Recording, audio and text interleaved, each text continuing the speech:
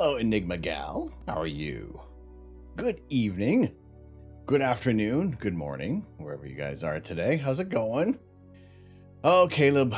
Yeah, what is the sky? Actually, I had this weird blue patch between the clouds today. It was really weird. It freaked me out. It scared the shit out of me. First time catching a stream. Yeah, good to see you in here. Security!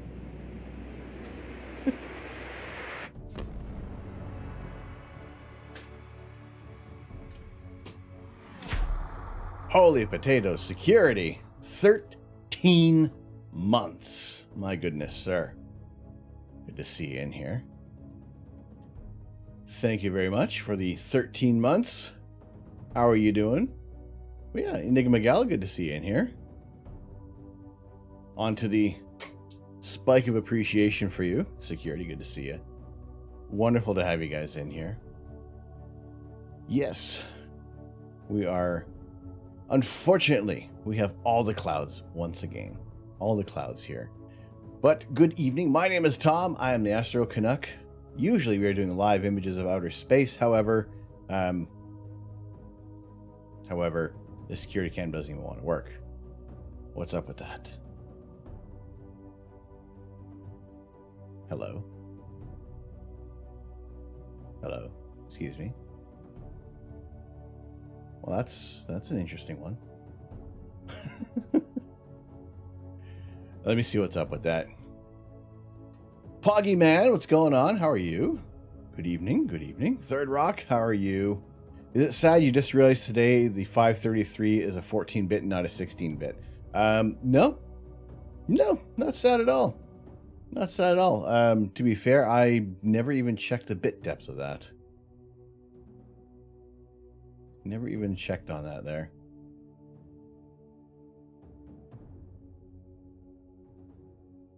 SimView, what's going on? How are you doing?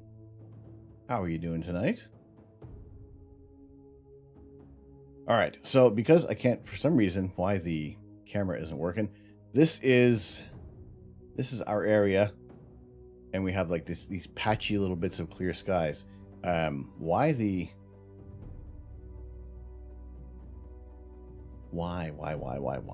I assumed it was the same with the 2600 and 6200, but it's not. Waiting the clouds out. You got 4 hours until they clear. Patience. There's much patience needed with astrophotography. Oh wait, hang on. There we go. That's the screen. Okay, so why isn't this showing up?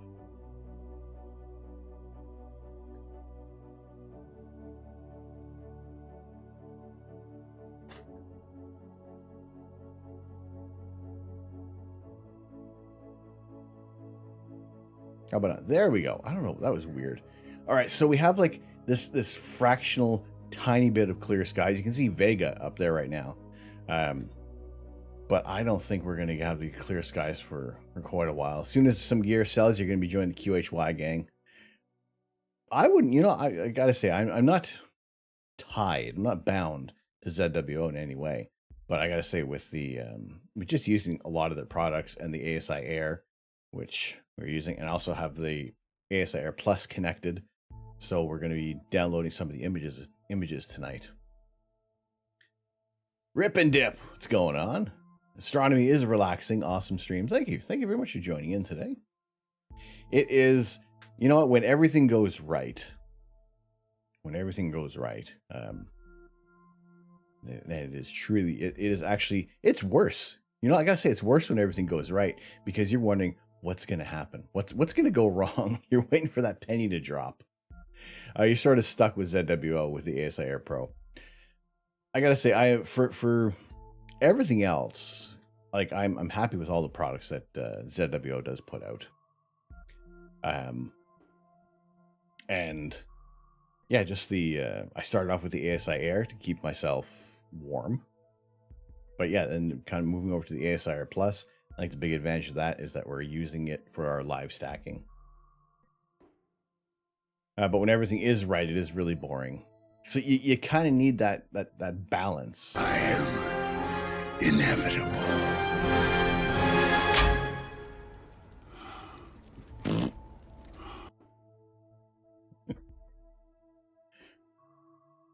Waiting for the snap.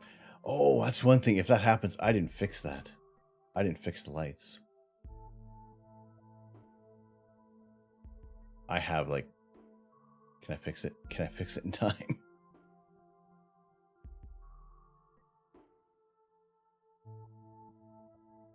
Can we? Lights.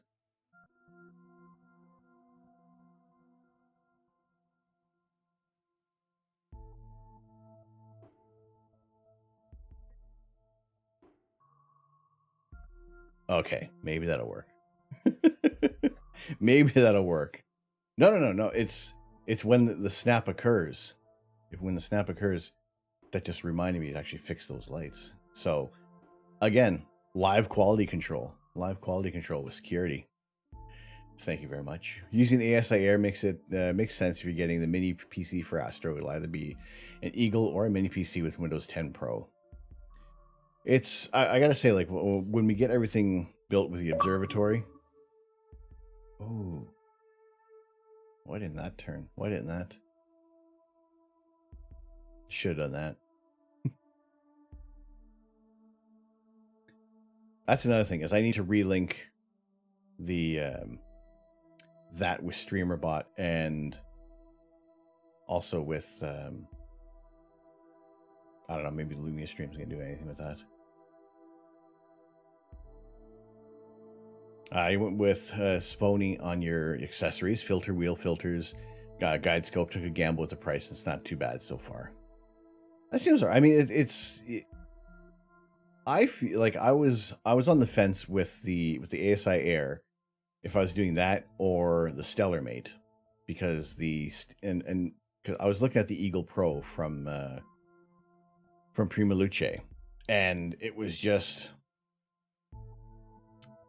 I felt like it was out of the price range. There was a lot to it, because you could eventually have like essentially have a mini PC with that.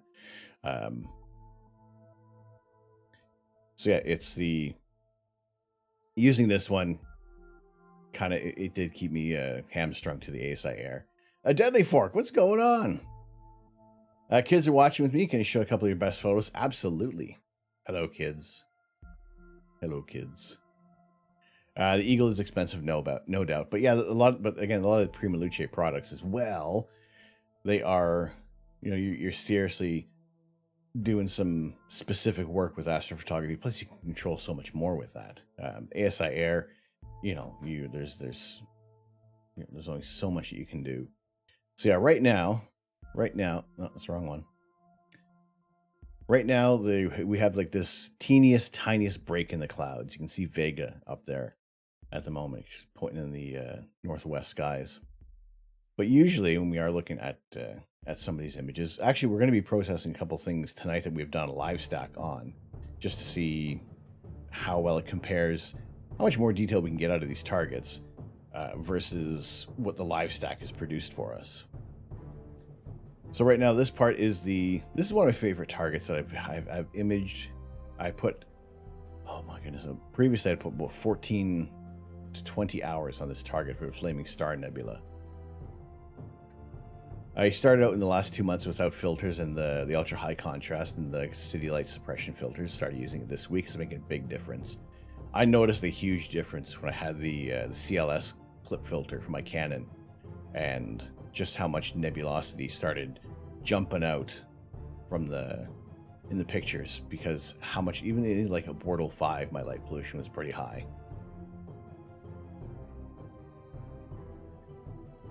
But yeah, this what is really cool about the Flaming Star Nebula is not only just the shape of it is very unique to many other areas of nebulosity in the galaxy, but you also have this one star that is creating these little bits of, hang on, these little clouds of blue, and that's where the starlight is actually reflecting off of the gas clouds. So red is in the hydrogen alpha, which is all the gas, the most abundant gas in the universe. But when you have the star reflecting off this large area, you get those blue reflections. It's kind of cool to see that in that kind of dual view in a nebula, which is amazing. I gotta say, as always, the Orion Nebula, when you look at the 3 stars of the belt of Orion, this target sits just a little below this, and you can see it with your own eyes. Your own eyes are able to catch this little bit of nebulosity as a bright fuzzy patch. So when you look up especially now, when it is kind of the season for Orion, you can see these patches, and that is that little fuzzy bit. This is one of the closest nebulas, one of the closest stellar nurseries where stars are being born and created in this section. That you can, that it is so bright that you see it. And when you do long exposures, it's, oops, I'm on the wrong screen. You kind of get that little bit out there. I know you should just mega expensive with the Eagle. Bortle 6, I would probably say I was kind of approaching a Bortle 6 area back in England. But the saving grace was that the lights would turn off. So rather than being heaters and having to buy extra stuff and run heaters, eco thing, is there any other issues? Is that with the Eagle? Chaotic Neutral D, what's going on? What is this ghost pepper? Holy potatoes. Well, that's a good question. Very nice of you to ask. I'm pretty sure ho ho ho is copyrighted, so this is the potato laughing. But yeah, it's our sub goal for the month of December. If we reach that, then we toy around with with the scorpion pepper sauce or the ghost pepper peanuts. So if we reach our 80 subs in the month of December, then I'll eat a ghost pepper, and then maybe we'll see where it goes from there. But that is, we're just in the beginning of December. We're just starting off, so this could be like an end of the month thing. Also, for an end of the month thing, is what what I'm going to be doing is a little more details are going to come throughout the week. In this coming week, is having a trivia night, a community trivia night where you guys will participate. We'll get some astronomy related questions, pop culture related questions, questions about my beard questions. So any little thing like that, I think it'd be a fun thing to do to kind of wrap up the year. We didn't quite reach the community choice from November, but I figured that was like an overarching request from a lot of people, or they were kind of talking about that, or they're hoping for a trivia night. So I think it'd be a fun thing to do, and we'll kind of detail that a little more in the next upcoming streams. But I think it'll be fun. I think it'll be a good time. Like I said, more details will come on that during the week, but kind of towards the end of the month, we'll do a community trivia night, have a couple of giveaways as well, and yeah, I think it'll be fun. Be interesting to try out. And if it goes all horribly wrong, I'm pretty sure in some way, shape, or form, we can still have a good time with that.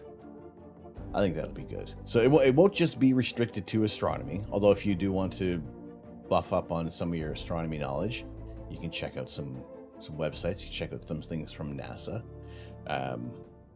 But also the big thing before that, we got to make sure that this telescope launches. Then things can calm down. Down the street, you have a malfunctioning LED street light that says purple, probably messing with the filter stuff. That's weird. That's weird.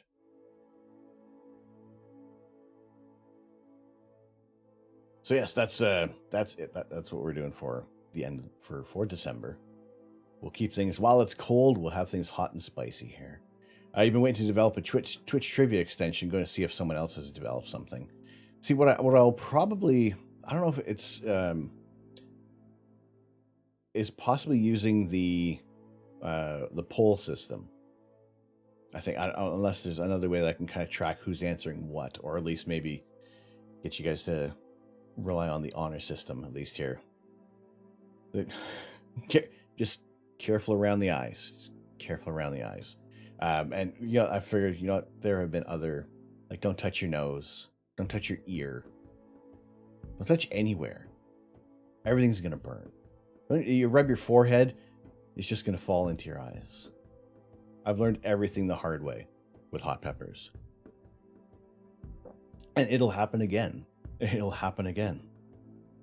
It happened a few times on stream, like back in England. I would tell you guys I was making dinner with hot peppers, and midway through the stream, I would just absentmindedly rub my eye. And there goes the eye.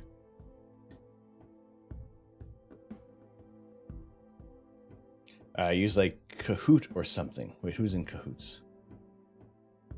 What's this one? From Quiv. Oh, wow.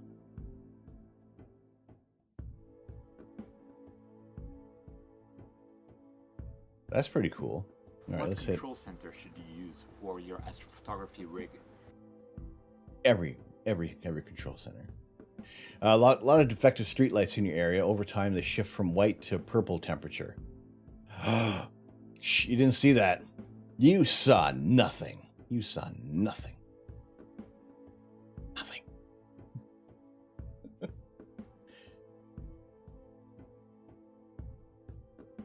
There were there were a few streetlights back in England that would just start blinking, which is even worse because then you can't even you're getting like all this intermittent light, and it would pop bright and then dim a little bit.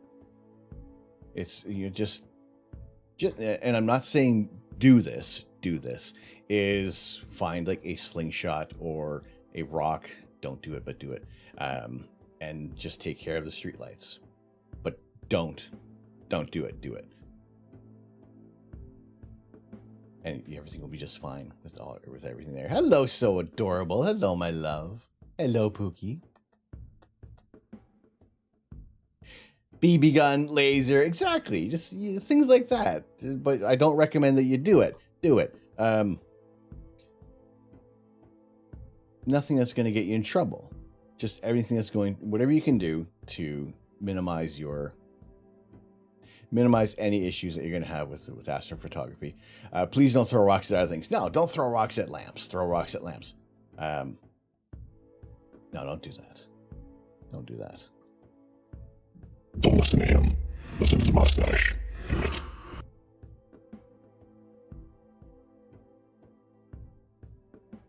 I don't know what they're talking about. Do what we did. Move to a place with nothing but clouds. There, you see? Now we can't even see the stars anymore.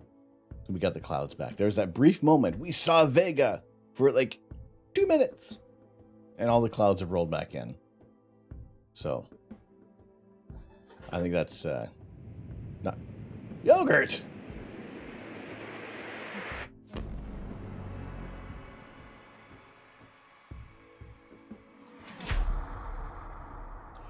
Yogurt, Garrel, what's going on? Holy potatoes indeed. My goodness, how are you doing tonight? Good evening. Good evening. Thank you very much for the tier 1 resub for 7 months. Thank you. On to the pillar of appreciation. The spike of happiness. As some people would say, the rod of love. Schedule a cloud viewing night, then you'll be able to do astronomy, reverse psychology. Yes. You're onto something there. 7 months, right? We had 7 months with Yogurt Garrel, 13 months with Security Live. It's, I had no idea how this was going to go when we started. I was in my kitchen, studio in the United Kingdom, wondering, who wants to listen to me ramble on about astrophotography? Who wants to keep coming back for more? Well, clearly, there's a few of you that are enjoying this, so it's always great to have you guys in here. I appreciate it all the time, and like I said, and also sometimes I get the comments of people apologizing they can't subscribe. The fact that you guys are just spending some time here.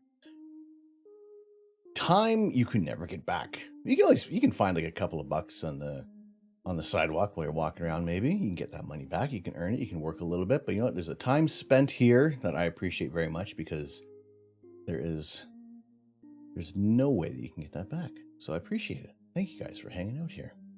And also earlier on with the potato lily, I saw that. Hopefully you're doing well tonight. So much great astrophotography. But thank you. I'm enjoying everything that has been going on late, even much more as of late with the ASIR Plus and some of the images that we've been getting there. I have the file opening and to download a few files off of there and get some images downloaded so we can do a little quick processing on there. It's never quick processing, and we'll see what we can do. So we launch a wireless headless violin with a satellite on it. Wireless headless violin. When are we doing this? Which one's that? This one? Yeah. Let's launch it. Let's go. But always wonderful to have you guys in here. It will be the most nerve-wracking launch that we'll be watching in quite a while. I think the Falcon Heavy was a really interesting launch because there was the hype surrounding it, and just the one of the more larger rockets that have been launched in quite a while, and that was amazing. So to have a very expensive payload on the next launch. You gave up on your ASIR Pro Wi-Fi and have been running 100-foot Ethernet cable with a power cord when you set up. Yep, I do the same. The original ASIR, that went kaput. The Wi-Fi stopped working on that, and I just went to a wired connection, and it was great because then you can it was just easier to pick it up in the home Wi-Fi. So especially when we're using the ASIR and getting the images that we do right now, you know, it's just so much more easier to get these targets. You know, to utilize an easy connection, and also if it can't find it, you enter in your IP address, and boom, you're connected to it. So much easier. That's also another thing is I had to order another longer cable because now everything that's connected in the house here, and the modem is moved, so it's moved much far away from the telescope, so I need to get a longer cable. They're also showing stuff up on the ocean's horizon. You don't know what to make of them. Looks like gods. Where are these ones there? Do you have links there, Zensid? It's so much more reliable. You can use the iPad anywhere and you get Wi-Fi now. Exactly. That's the other thing. It's just there's no more dropouts for the connection. There's no more wireless or the reconnection needed. So when we can use the ASIR Plus, I know even with the ASIR Pro, you can do the live stacking as well. And the one thing I'm looking forward to trying out when we actually have some clear skies is to take a look at the moon. And I don't think there's going to be any planets available to us immediately. We may have to wait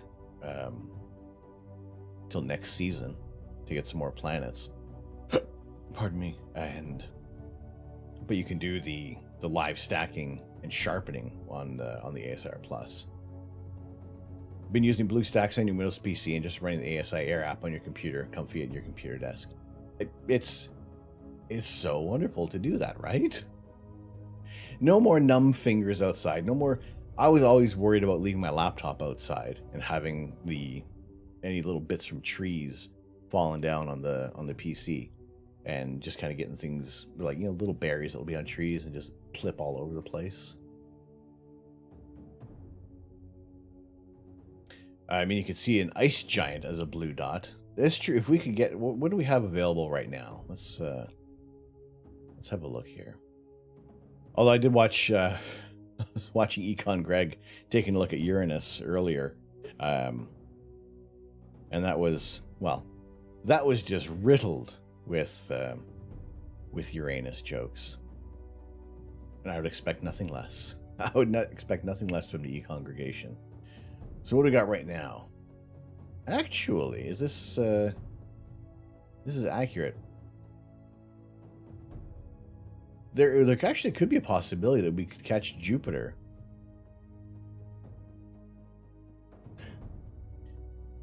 Yes, we could have the... We don't call it Uranus now. Oh, what do you call it? Eurectum. Craig's chats are something else. Yeah, they are. They are. He'll say what he'll just go on whatever tangent. And I like it when he gives a kind of reliable BS answer for some questions. It's always good. How many people are you willing to disintegrate just to get what you want? 50%? Yeah, you're making just sure no one gets the power of the gauntlet. That's it. Greg is a good troll. He is. He can talk. He can talk the talk and deal with everybody who pops in there. Your main concern is you set up in your front yard, and it's probably an attractive nuisance to those going down the street and seeing it. You need to set up an IR camera to watch the mount. That is... Now, I have the security camera. My backyard in England was fairly secluded. You couldn't really see into my backyard, into the back garden. So I wasn't too worried about things, but you don't know who's kind of looking around from the other neighborhoods. Who was it before? Was it Thomas Bell, who had his telescope stolen off the property, off his front lawn? And it was one of those panics that he had. He was watching guiding, all of a sudden went, like, it was registering there's no more guiding working. The target star was lost. He goes outside and his telescope is gone. And that was heartbreaking to hear. Yours is just open front yard suburb neighborhood. Like, I would definitely invest in a security camera. Like, for the most part, even this one was what I paid. I paid like 25 pounds for this. So looking at about like $50 Canadian, 40 American, maybe 35. And it's not too bad. Like, it says 1080p, but it's you keep a good eye on the tracking. It's good when you have, if I turn on the IR filter, although right now my the camera that I need is now operating our shoulder camera. That's this one right here. Same reason you won't go to bed when your scope is up. Clear view to the street from where you set up. Now, I was a little worried back in when I was back over at the parents' place for a little while, because you could see the telescope there. You could see what you were, what we were looking at. But I figured the mount itself, for the most part, it's in the range of, like, overall, like 50, 60 kilos. 1-0 Minnesota. Boo, boo, Minnesota. Yay, hockey, but boo, boo, Minnesota Wild. What's going on, old balls? How you doing, Pops? So it's that was another thing. Before I got the security camera, I was always watching the guiding on the ASI Air. So I think I got a couple screenshots with the yeah. It was, I'm trying to move this. It was watching the guiding. And if things started going too wonky, I'm thinking, what's happening there? What's going on? So I got that, and especially for a meridian flip. The first time I had the security camera set up and did a meridian flip, it malfunctioned. That it was, just kind of going. I stopped the movement, stopped the scope from slewing, went out and had to reset everything. But the security camera immediately paid off. The mount is as heavy as yours. It's the EQ6R Pro. The whole package weight was about 45 kilos when it was coming in from the DHL, and you figure you add on the scope and everything else that's on there, you're looking at about like 45, 50 kilos for everything.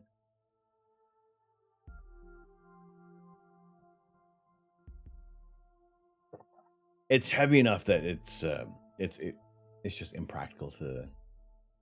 Yours is a 54 kilo setup with no scope. You got a little bit bigger mount than I'm utilizing as well. No.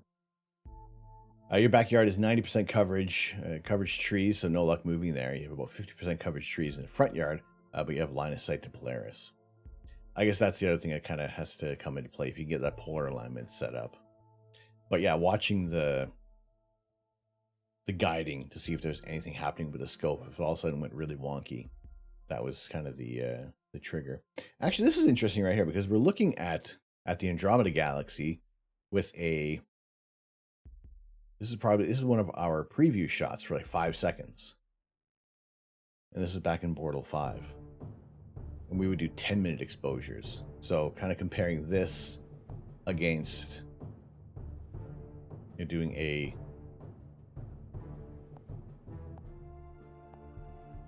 stacking the image up and getting all these details with decent stars, the live stack. I think it's the you don't know, you got a 25 kilo payload. Something, it's like the whole unit itself, like the main part, the main mount on the EQ6R Pro is pretty hefty. I think it's about as much as like the bags of sand. And those are about 20 kilos. You figure it's probably a little heavier. The handle helps. Handles on telescope mounts are very, very handy. You setting up a 25 kilo nightly is as much as you want to deal with. This is all. That's the other thing, is that discouraged me greatly for convincing myself that I wouldn't set up the whole telescope for maybe like an hour or two of clear shots. You pack yours in and out nightly with the EQ6R. I see for Sim, for yours, if you're leaving it out front, then yeah, I can see that you're gonna be packing that up.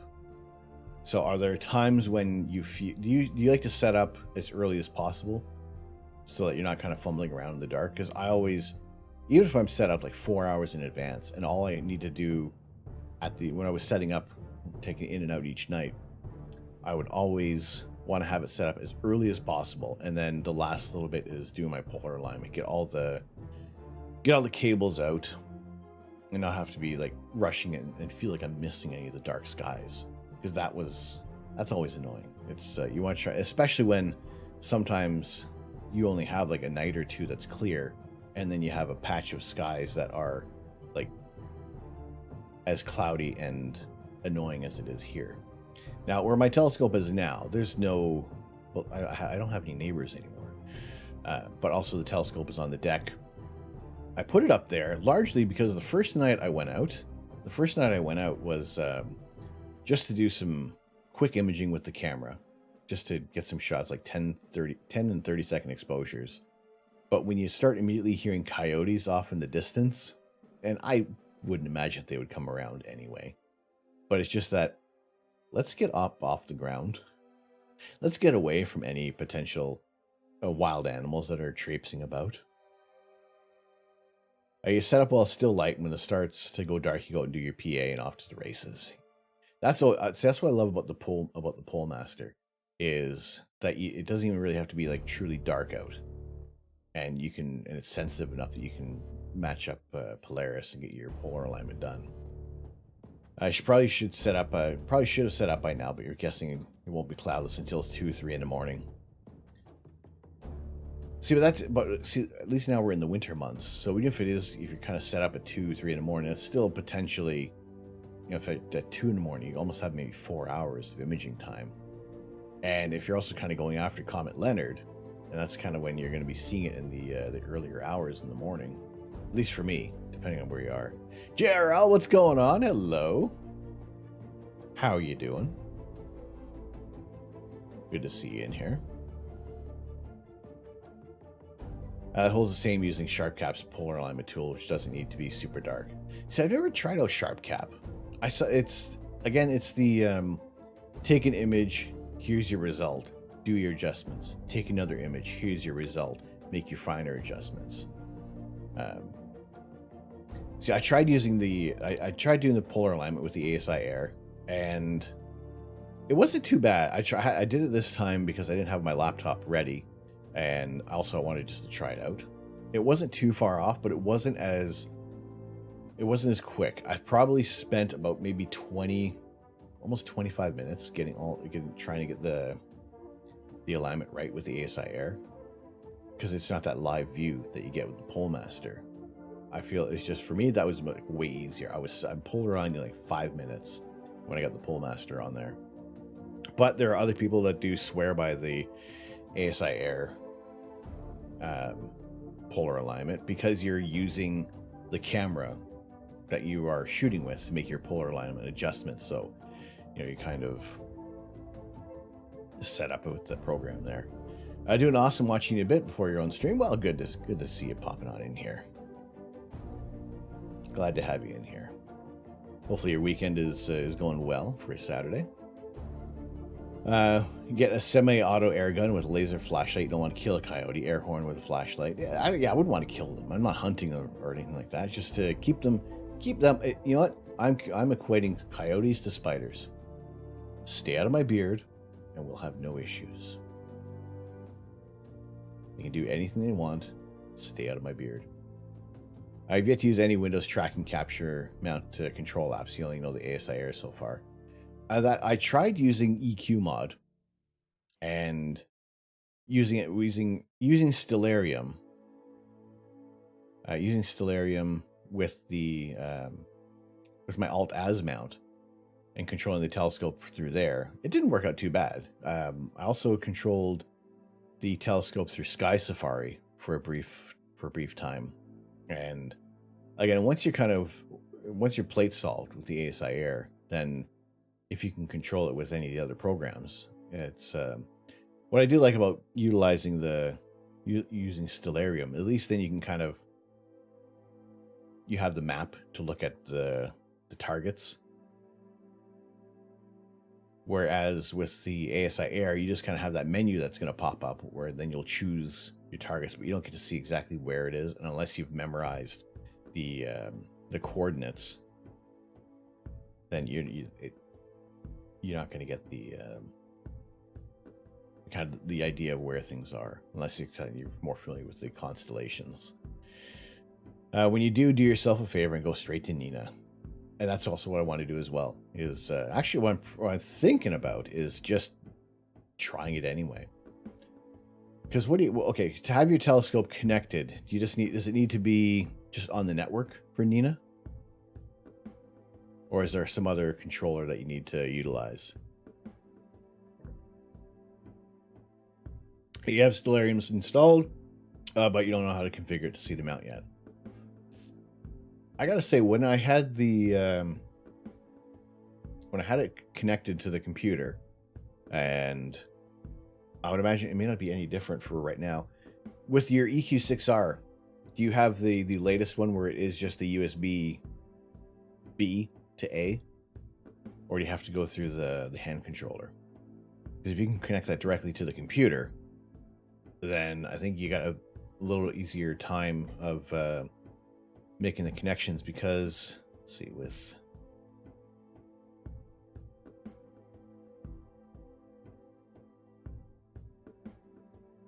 because there are telescope controls that should pop up when you have your telescope connected.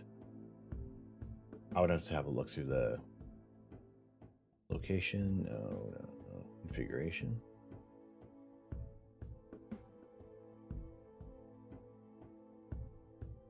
Yeah, there is you can install the telescope control. And actually, I remember when I did connect, I'd have to check out some a quick tutorial on that, but it was fairly easy to get it up and running. The only thing was that my alignment was off with the Celestron mount, and that was just an altitude azimuth mount, which the alignment was rough at best, and it didn't quite match up with. I couldn't do plate solving on there, or I wasn't familiar with doing plate solving. But I could roughly get to certain targets. It wasn't too bad. I know a lot of people will use it as well. The USB port is a controller cable port adapter instead. Okay, so it is connected through your hand controller on the EQ6. I don't know if it works with the ASI Air, but you need connection to your PC for everything, mount, focuser, camera, PhD 2. So I'd have to have the telescope, everything have to be connected. I'd have to have USBs running to the PC then.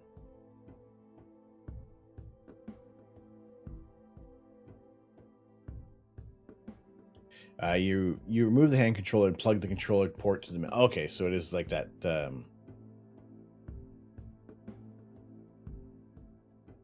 think I know what you're talking about there. Where there's like the Ethernet, the telephone jack to USB.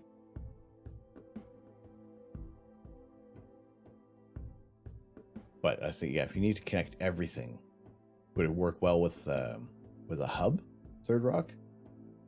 That's the other thing, is just there is so much connected.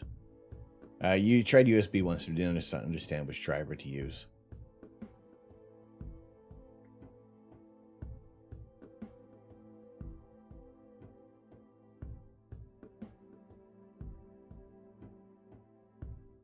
Start it. Oh, okay.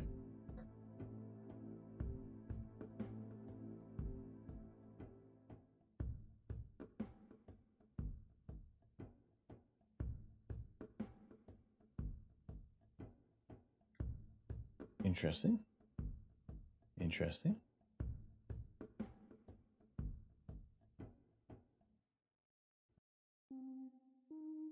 Well, hello there. What's going on, Welsh boy? How are you? You tried the one that says EQ mod with Sky Safari in your ASI Air. I know there was one thing that was different for the settings.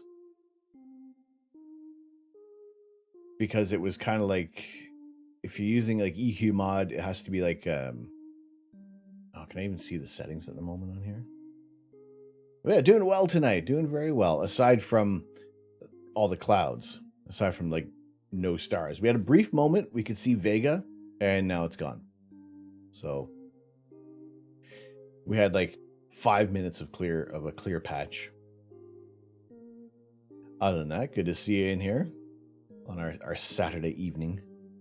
Wonderful to have you guys in here tonight. Old Balls is keeping us updated on the Leafs game right now. I think they're still down 1-0 to the Minnesota Wild. But these things happen. These things happen in hockey. Your favorite team can't always be winning, unless you're like the 1993 Detroit Red Wings. But let's see if we can I connect to the ASI Air.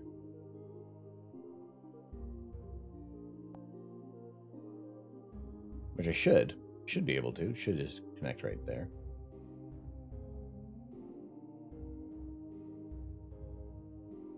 It's been a while. It's been a while since we've connected to this.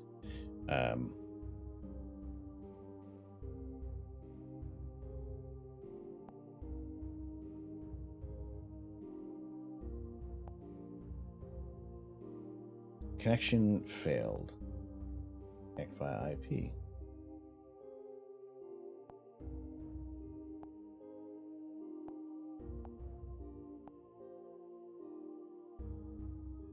Perhaps the IP address changed on the ASI Air. All right.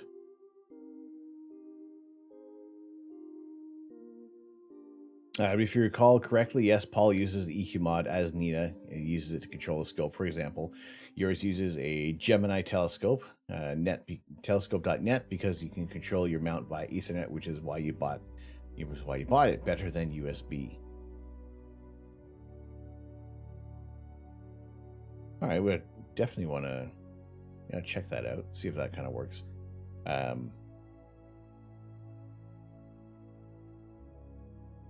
Yeah, because there are a great deal of connections.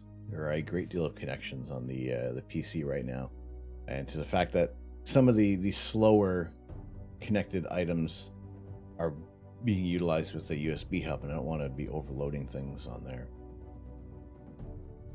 All right, so can't get the ASI Air to connect. I wonder if it's because I already connected through the network.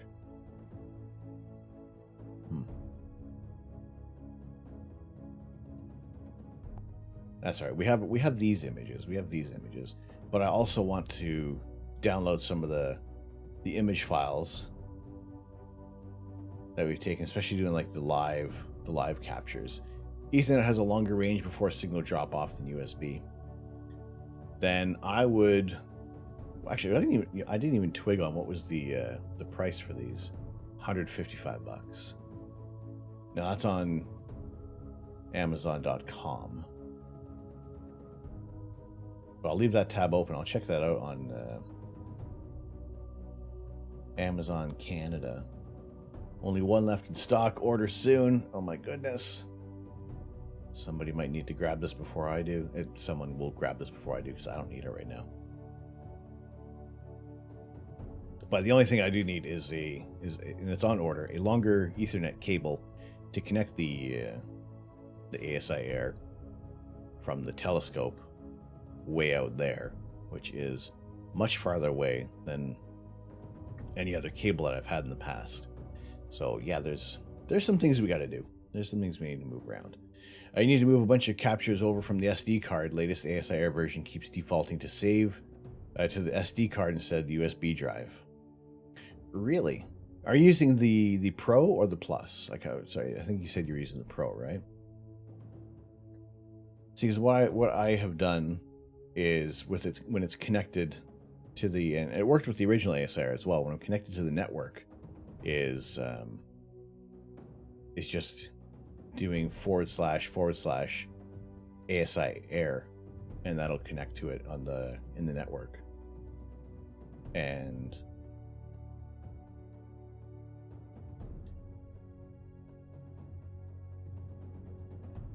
now it doesn't want to connect.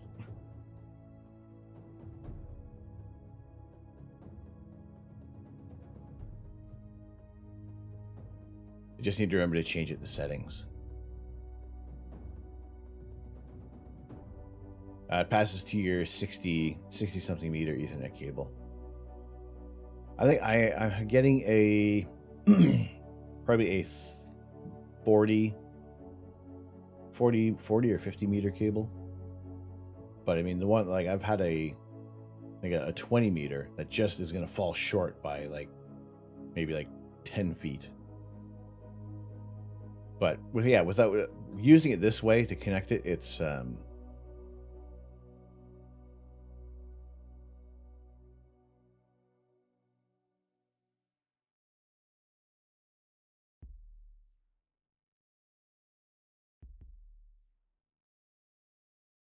using it to connect it this way. It's better than pulling out an SD card, although there isn't an SD card in the Plus. It is just using there's an internal hard drive on there, so you can at least get the images off of there. Now, auto run, we only have one on there. It's in the live section that we have a bunch of files in here. You picked up 200-foot one a few years ago when the office got remodeled, ran it in from the house to the scope. Now you don't need it. But you have it. It's there just in case. Why not? It's always good to have it. We all have some spare Ethernet cables lying around. Let's see, what have we...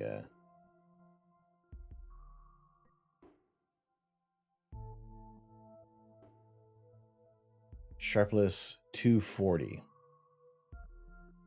Now, I have not memorized the Sharpless catalog, so bear with me here. Let's see if there's any other targets in here that we might want to utilize. So I'm going to start at essentially at the bottom of the list here. Sharpless 240.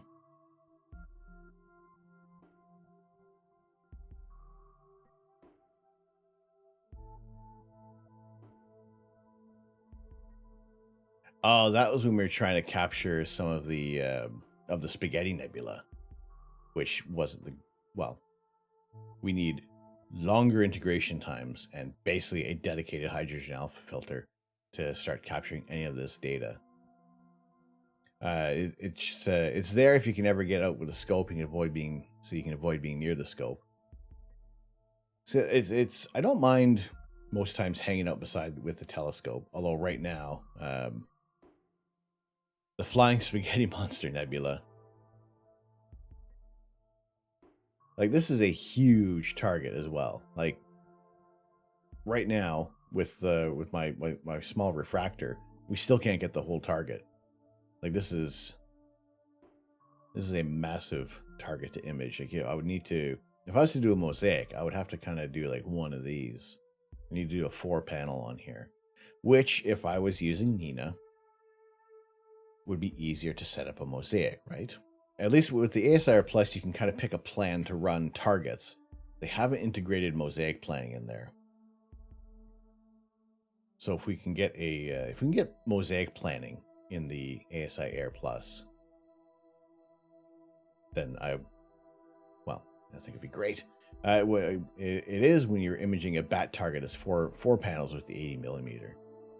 Now, there was a recent image from Astrobiscuit they put out about the latest update on Hubble's Variable Nebula, which was fantastic. I think it was in a tweet. I saw him send that one out.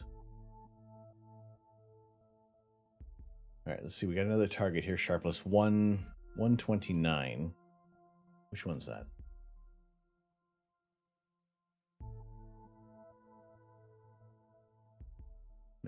Excuse me.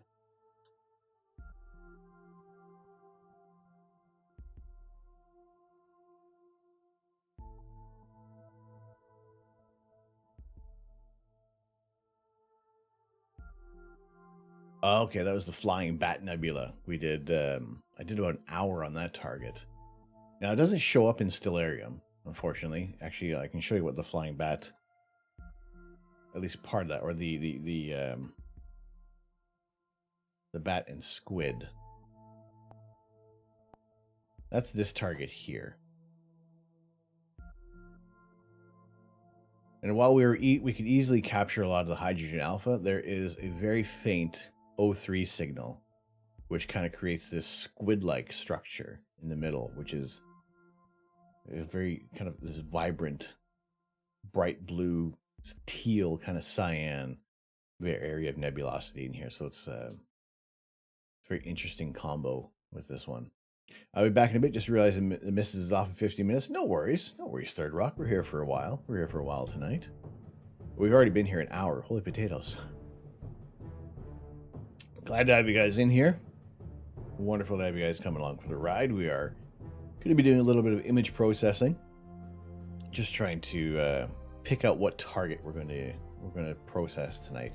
I did say on the title it is going to be the Pleiades, but if there's another target in here that we have a good amount of time on, then maybe we'll try something. You love the names. It's nice when the targets match up with what their name is. Bat and squid, you can see a little bit of like a bat-like shape with the wings kind of flapping down, and in other images when you see it looks very squid-like, this little area. Actually, I don't know how well you can see it on your screens, but there's like that tiny faint whisper of the O3 signal, and that matches up. Christmas tree cluster, that's an easy one. It's not so much it's an easy one, it's representative of its name. Cone Nebula, it looks like a cone. But when there's other like the Wizard Nebula, or the Harry Potter and the Golden Snitch, no, you're kind of naming it after some of the stars that are in the area. It doesn't work. 2-0 Minnesota. Well, Leafs need to get on the ball here. Leafs need to get their act together. Bubble Nebula, that one is well represented. There's the Lobster Claw Nebula down here, which we got a little bit of. That kind of that fits the bill, what it's named. Northern Trifid Nebula. I mean, it's a Trifid. But what else do we have here for our targets? Where's that file. So we had Sharpless 101. Oh, sorry. Let's go over here.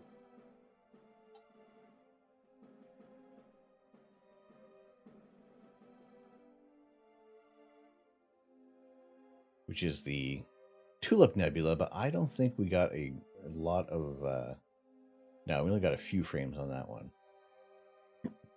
NGC 7635.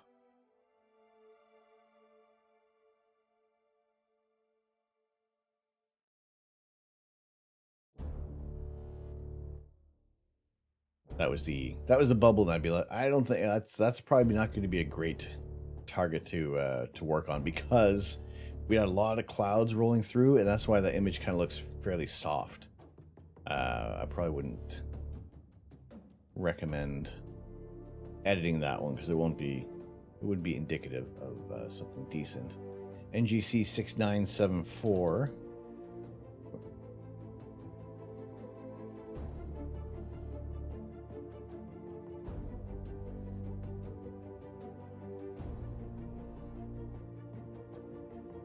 Part of the Eastern Veil Nebula, and part of the Veil Nebula. How much time do we have on there? Actually, I think when we go after there, I think we spent a little. No, there was very little time on there. And 6914, I imagine that is going to be another area of this nebulosity, which if we tried, maybe even just a 2-panel mosaic would work out well on here to get a great deal of the Veil complex. But I think we'll probably end up sticking with the Pleiades. I believe that was the most time I did have on one of these targets. 2264. Preface it with NGC.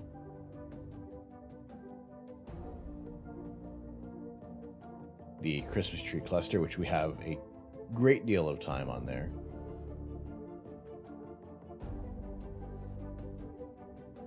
M45, the Pleiades, which is probably going to be the target we're going to do a little process on.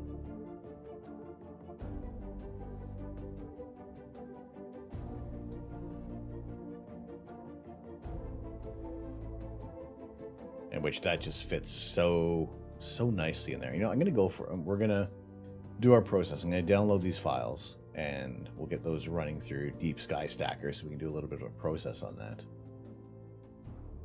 Like everything else, the Orion Nebula, we didn't have that much time, maybe like 30 some odd minutes. Andromeda, we have about an hour on Andromeda.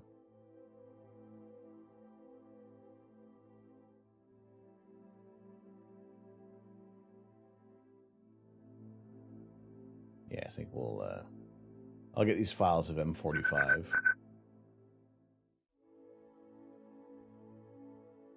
D. Johnson, 200. Sorry, D. Johnson, 2002. DJ, what's up? How are you doing? Thank you very much for the follow.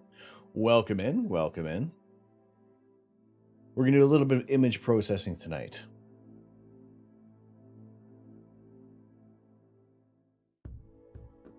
Oh. Nah. Come back in like 10 minutes when you're not trying to tout someone's streams.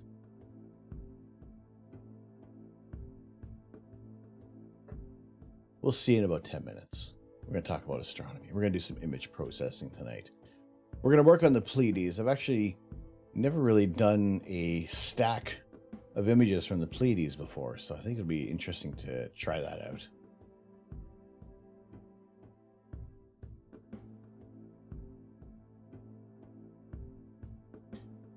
straight to timeout. That's it. If your first message is a copy pasta, that isn't even funny. It isn't even funny. more than just a hello. Get to know us a little better, you know, and maybe we'll let you talk about something else if there's something you're really passionate about. But now, just think about it when you kind of pop in. Read the room. This isn't the kind of place where we have that happen, but we are going to do a little bit of image processing. Otherwise, happy to have you guys in here. It is a Saturday night. Wonderful to have you guys along in the stream. My name is Tom. I am the Astro Canuck for those who are brand new to the place. Always happy to have you guys in here. We're doing as much astronomy as possible and a little bit of image processing tonight, as we usually do with our rainy day astronomy while we are under the cover of clouds, annoyingly. And it's been that way for about 3 weeks now. So we are in quite the drought. And the moment we have some clear skies, we're going to fire things up, take the cover off the telescope, and we're going to take some images of outer space, show you guys some really cool objects. But for now, we will put together some images that we have taken in the past and get those together. Let's wait, have I already downloaded this file set?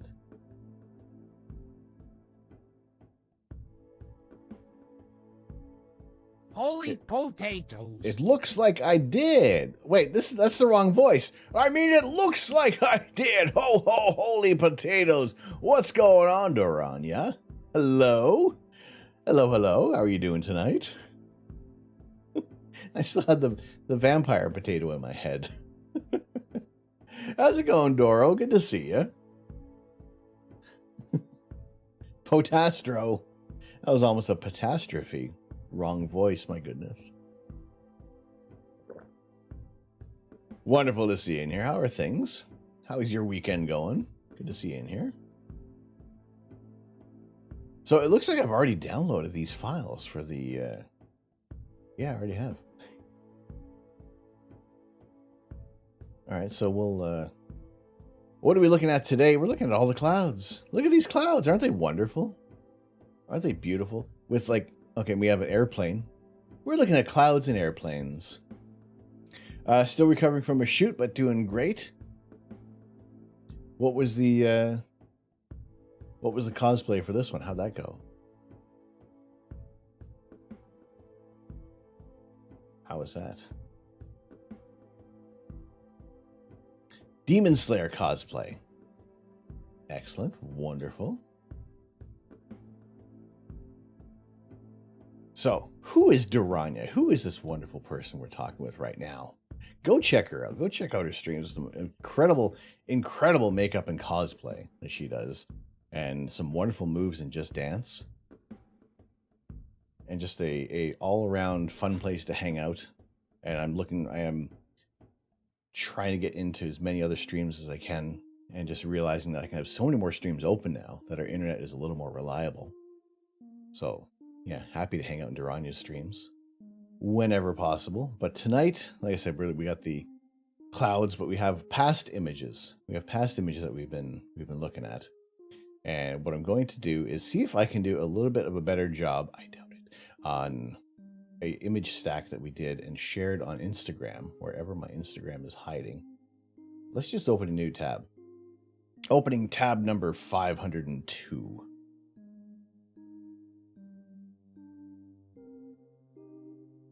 So this was a live stack of the Pleiades cluster. I'm going to see if I can get a little bit more detail coming out than we can do in our live stack image. So that was that one is actually a bit of a by chance. It was late at night and clear enough skies, just learning what was capable with the ASI Air Plus. And yeah, I may have fallen asleep on the couch listening to Neil deGrasse Tyson, and woke up with the telescope in a in a position that you really wouldn't want it to be in. It's kind of tracked past the meridian, that invisible transverse line, when you should flip the scope to the other side so we can continue tracking. But it was, well, it was wonderful by chance to actually get this much exposure on a target. And usually with the filter that I'm using, you don't get a great deal of the reflection nebulae within this target. So the filter that I'm using was better suited for capturing hydrogen alpha in the red end of the spectrum.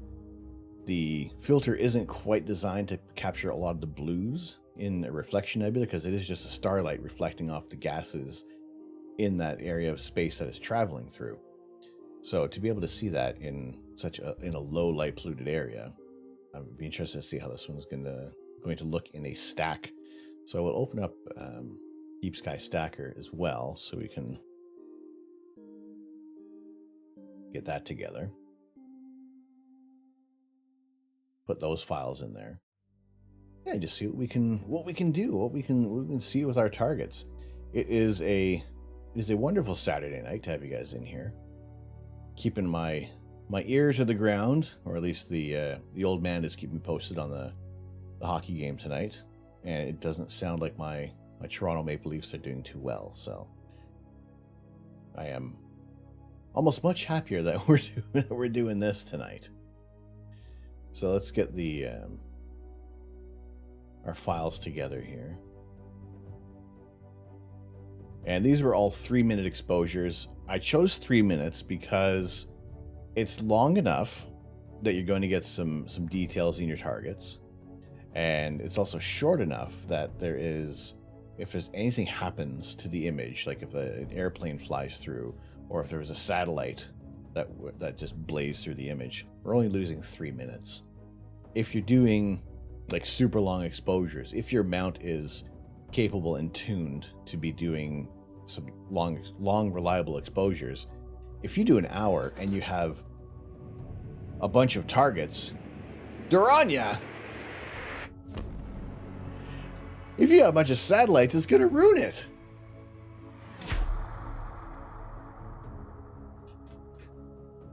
Doro, thank you very much. Thank you very much for the 2 months. Sonic Atomic, it is still cloudy. It is still cloudy. Still ridiculously cloudy. Doro, thank you very much. Greater than 3. Thank you. On to the spike of appreciation. Order up. 2 months for Duranya. Thank you, thank you, thank you.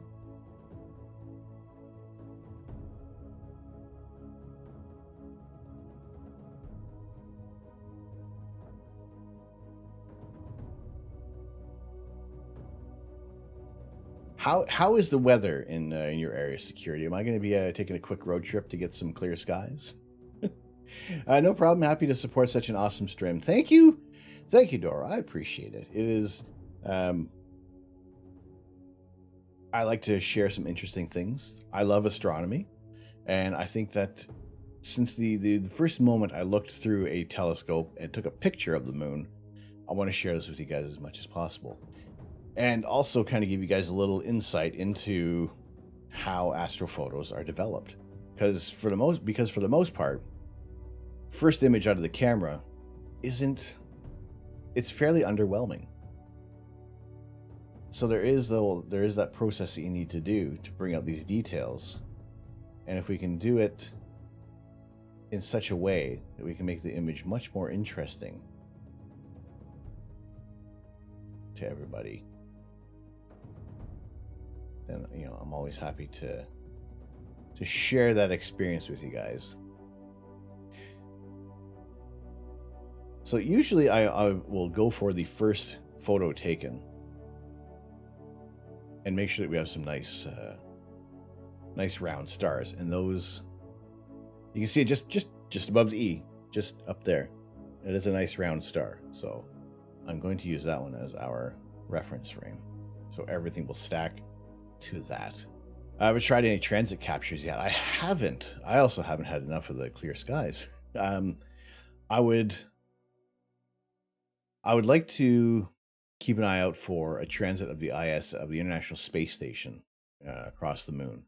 I think that'd be interesting. And if I can get a solar filter, at least kind of connect for the front of the scope before getting like a solar telescope, try to capture a transit of the International Space Station across the sun. The next transit of Venus, when do we have that? I think we are a ways away. Let me get this this image stacking up, and then we can see if we can see what is our the next one for our area without blatantly stating where I am yet. Although I say that we're going to be opening up our place to star parties, so yeah, eventually there's going to be the known area for me. All right, we're going to stack the best. See, I think for the most part, I'm going to go for like the best 97% of all the pictures. And also make sure that we have our file going to ASR images, M45. Have it go to the create output temporary file folder, create output. There we go. That's why.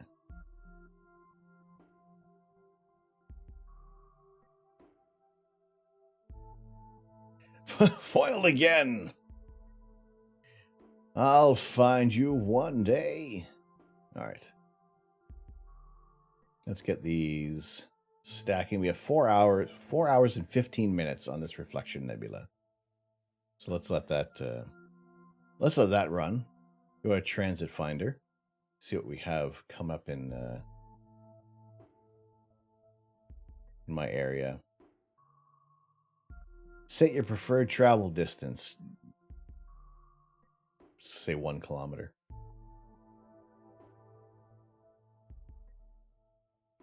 Invalid. Go back to the height.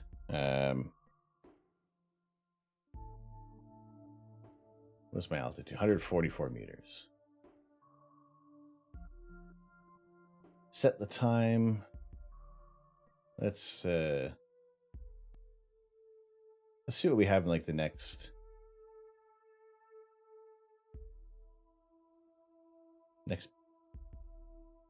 bunch of years here.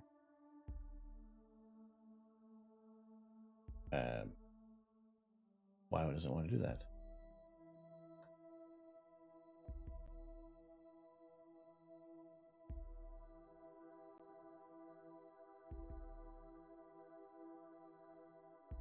These dates. Hey, what's going on, Kenny? How are you?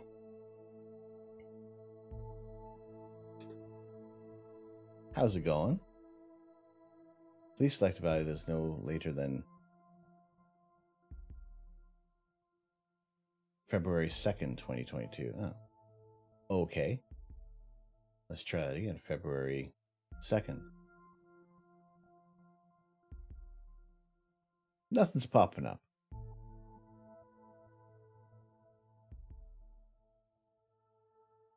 At least for the ISS. Maybe I don't even have a transit across my area.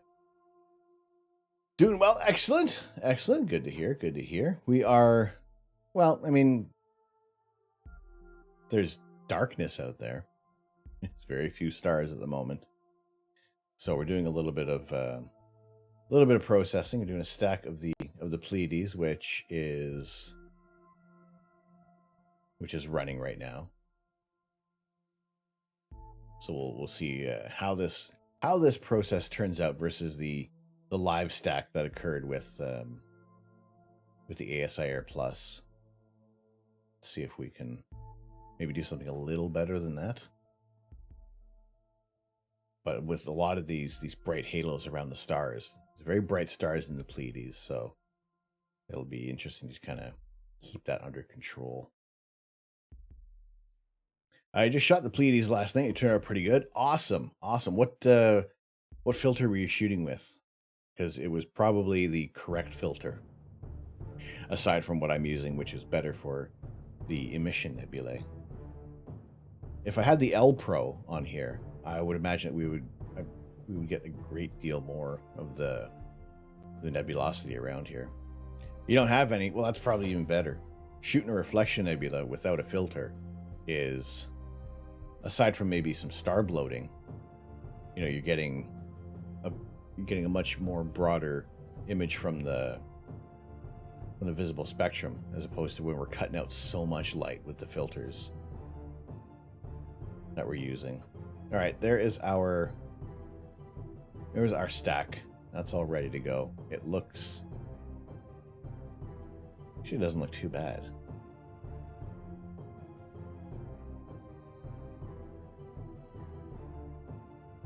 We will so we got 4 hours and 6 minutes on this target. We got 4 hours and 6 minutes together there. Now I am looking to get a UV IR cut filter and pretty much just shoot the any reflection nebula without a filter to see how that goes. If it's kind of anything that's away from the north, then I think I should have a decent time shooting a lot of these targets. If it's kind of closer to the north, I'd throw on the L Pro filter just to see what we can do. Yeah, we'll bring this into Photoshop because I don't have PixInsight yet, and I gotta say there is a great deal to have to do with PixInsight. JRL, take care. We'll see you in a bit. And for those of you who are unfamiliar with JRL Pixels, Holy holds up potatoes. to the name of Pixels. Does some wonderful pixel artwork. Go check them out when you can. Some wonderful artwork in there. And a great deal of time goes into that, into pixel art. You probably could have exposed longer, and you only shot for about 3 hours. How long were your exposures? Because even in Bortle 6, I would still be like, even for these, we were doing 3 minutes. I picked 3 minutes because of any errors that would have popped up. Keep them to a minimum there. It seems to be just enough to capture your image, and if you hit it in a 6, you can still work out some of the get rid of some of the light pollution in there. I can play some Nova Drift. See, I've just started playing Elite Dangerous. I'll have to check out Nova Drift, see what that's about, and see if I can squeeze that one in. Don't say that word. Although anything longer, you're getting some oblong stars. I mean, a lot of the targets that we've recently shot, 3 minutes has worked out great. Hyped about the JWST launch. Anyway, could you give a little more details about the Webb satellite? Isn't it a big mirror or something? It is a collection of, it is a larger mirror, and it's a collection of smaller mirrors, which are interesting in themselves because they are beryllium coated, making them super smooth and reflective, almost to the point where you would probably want to use them in an X-ray telescope. But this is using the infrared or near infrared camera on the James Webb Space Telescope. And every time I keep saying that, we're delaying that launch by a few minutes, adding another few $100,000 to the budget. So I'll continue calling it the Voldemort scope. But let's we'll get the file opened up in Photoshop in a second there. Get that all together. So we are less than 20 days away from this launch. The James Webb Space Telescope, the Voldemort scope, the scope that shall not be named, will be launching from French Guiana at about I think it's scheduled for takeoff at about 7 a.m. Eastern Standard, a little after 7 in the morning. So we will have an early stream that day, watching the launch coverage. And let's see, where is my little info sheet on the Voldemort scope? I know that's telescope stuff to buy. Let's see what I have here.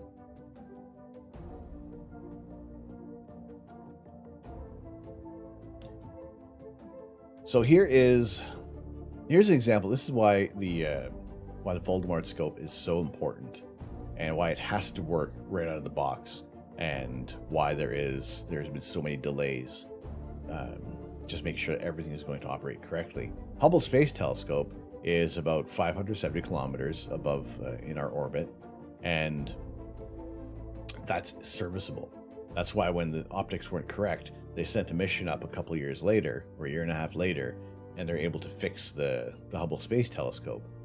Unfortunately, the Voldemort scope is going to be 1.5 million kilometers away in a Lagrange point, which is a gravitationally stable area where there isn't a great deal of turbulence. It's being impacted by the from the moon and the Earth and the sun. So the telescope can be very stable, which it needs to be if it's shooting in the infrared. So it is comprised of how many mirrors? Where is the talking about the L2?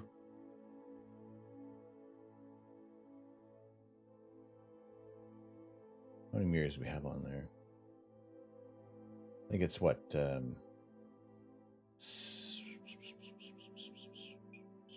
talking about getting all the mirrors aligned. Have I memorized how many mirrors are on this? No, I have not.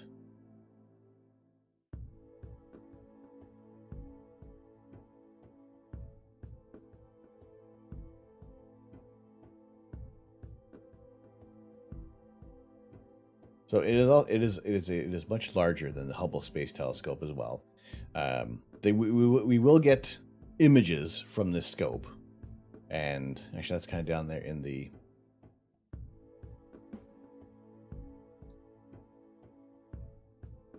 our times. In the first hour, well, that's just when it's the Ariane 5 will be launching. Provide thrust for roughly 26 minutes after a morning liftoff from French Guiana. Moments after second stage engine cutoff, Webb will separate from the Ariane, which will trigger the solar array to deploy within minutes so that Webb can start making electricity from sunshine and stop draining its battery. Webb will quickly establish its ability to orient itself and fly in space.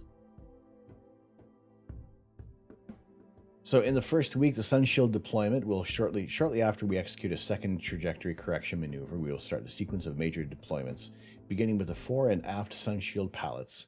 The tower will extend about 2 meters, and it's necessary at this point in the sequence so that the rest of the Sunshield deployment can proceed.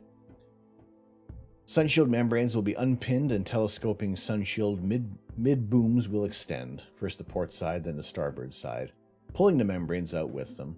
The last Sunshield deployment step is tensioning of the membranes. In the meantime, other things like radiators will be released and deployed.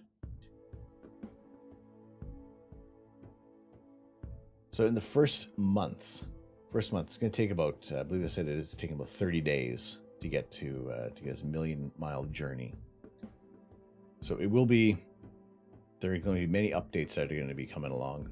Probably some streams where we'll kind of catch up with anything that is occurring with the telescope. So those milestone markers, we'll wait for call-outs and wait for information to be coming back in. And really, this is when everything is getting set up, and they have to make sure that all those mirrors are going to be aligned properly with the primary mirror, or sorry, with the secondary mirror. So all the information is so they can, much like how Hubble's lenses weren't correct, that they needed that correction. All these mirrors are individual, that they can point and adjust, and that's what's going to take a great deal of time as well, to make sure that every little bit of this observatory is properly aligned. And I think about 6 months later is when the science operations will begin. So it is a fairly long-term operation that we're going to be waiting, that we're going to be kind of keeping up with. And it's going to be very exciting, because this is the successor to the Hubble Space Telescope, and there's new science. There are telescopes that are going to follow Voldemort, and that will kind of rely on some of the data from there and just kind of build upon that on that technology. So that'll be interesting to see. So it is those the smaller mirrors that they're able to, so the whole thing can fold up and fit in the fairing of an Ariane rocket. And because with Hubble, the whole thing the mirror could only be as big as the fairing, and it was a single mirror, whereas the whereas Voldemort has a much larger surface area, and as I've said before, you want to have as much aperture as possible when you are taking images of outer space, so that you're not just dealing with just a small portion of photons. You want to catch as many of them as possible, so you have a brighter target to look at. So let's get the now the scope that I used for this target tonight, that we're going to be do a little bit of processing on for the Pleiades. Pardon me, was a 72 millimeter scope. Pretty much about like the kind of the aperture of my empty coffee cup right now. Which, if I were to do that with a full mug, that would just be a big ass mess. Now, that is also indicative that we're in need of a coffee refill very shortly. So what I will do is we'll take a quick look at the file and see what we can get there in our image. And yeah, here's a trip into my brain for a moment of some of the new T-shirts and stickers that we have available on our merchandise store. And again, I was talking about this last night. That is just these ideas I want to get out onto paper, as it were. And yeah, just to 3-3. Oh my, wow. That's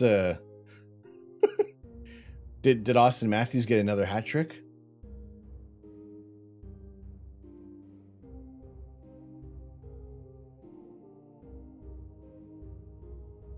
Excellent. Excellent. All right. So, astrophotography images. Here's what they look like right out of a stack. Again, it's not exactly exciting. There is a bunch of stars that we can see in the Pleiades, but there's no detail. There's nothing to see on here.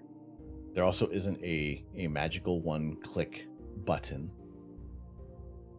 for these images to get any detail. Now, what I like to do sometimes is just do a very, very aggressive stretch of our image to see where the stack, because as the image stacks, there are going to be little areas around here because the telescope is going to move ever so slightly, and we just kind of want to pin things in a little bit.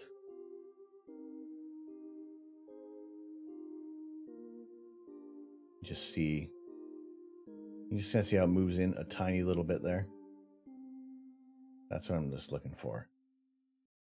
So there isn't a great deal of movement, at least with the wider field of view. Telescope doesn't need to move that much to dither. Be sure to post your Pleiades pic once it's all done and link it in the Discord. Yes, for sure. Got to get some of the light pollution out. How do you, when you just out of curiosity for your technique, how do you usually deal with your light pollution? Also, are you using Photoshop or are you using PixInsight? Because my original process I had for getting rid of light pollution was basically to kind of create a Gaussian blur mask, getting rid of the stars and just kind of using that to eliminate a lot of the light pollution. All right, so what we'll do is just work on the levels a tiny bit here.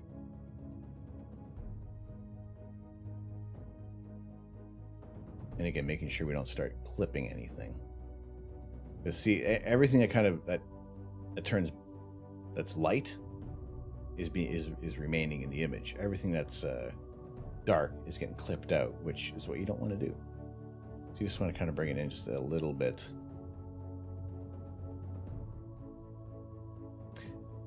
Still learning all that right now. Just using GIMP and or Serial. I haven't tried those out yet. I actually really should try to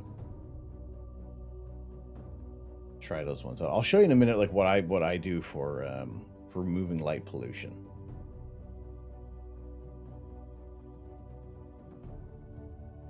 Matthew's goal and assist, excellent, Excellent. I didn't have him in my. I didn't have Austin Matthews in my Tim Hortons app. They didn't allow us to pick him. I guess because he got a hat trick last game. But I have Austin Matthews in my hockey pool. Of which, if anybody else does the Yahoo Fantasy Hockey League, I have no idea how the point system works. Because there have been times when some of my players have had an amazing night, and I end up losing points the next day. So I don't know if it's how the points work. All right, so I figure if I can crop in like this much, that should be a safe amount for overall for because this star is a nice red giant, and it's got this like golden copper look to it, and I don't want to get rid of that star. So after that, I think I don't want to cut in the levels anymore, any more than I have to or want to right now. Maybe a tiny bit, a little bit, because we're still not losing any data at the moment. So let's change this to 16-bit exposure and gamma, because that leaves the image, because usually it defaults to that to the local adaptation. Photoshop doesn't know what it's looking at.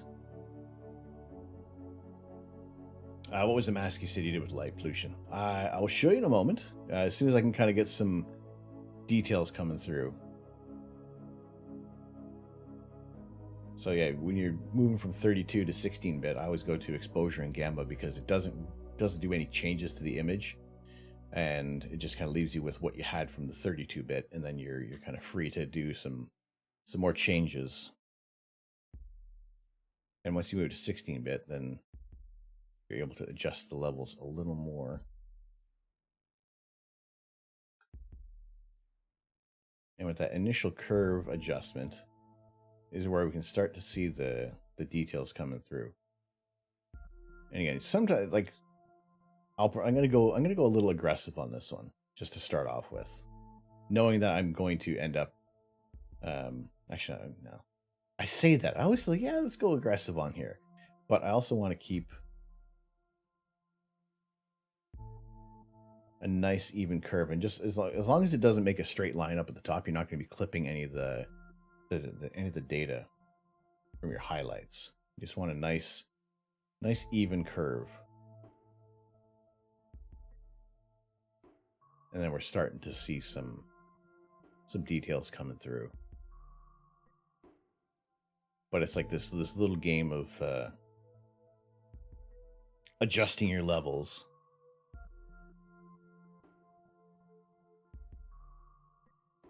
And a curve adjustment to start getting bringing out the details. But again, it's just keeping that curve as gentle as possible without clipping.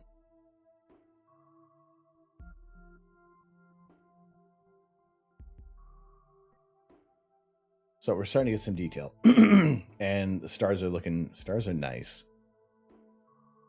So one thing that you can do to try to even out a lot of the color is with your, so you can see there's a little split here in the RGB because the colors aren't aligned. It isn't white balanced or isn't gray point balanced. Two ways you can do this. There is the tedious way of bringing in all your levels here in the red, green,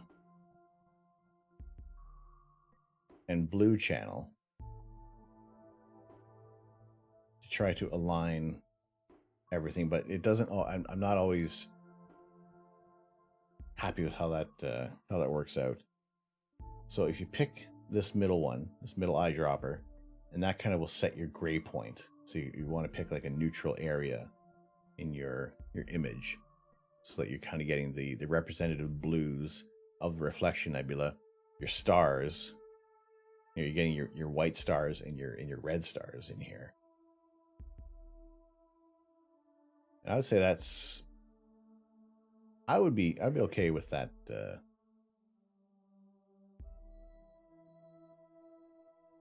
with that point right there. So I think we can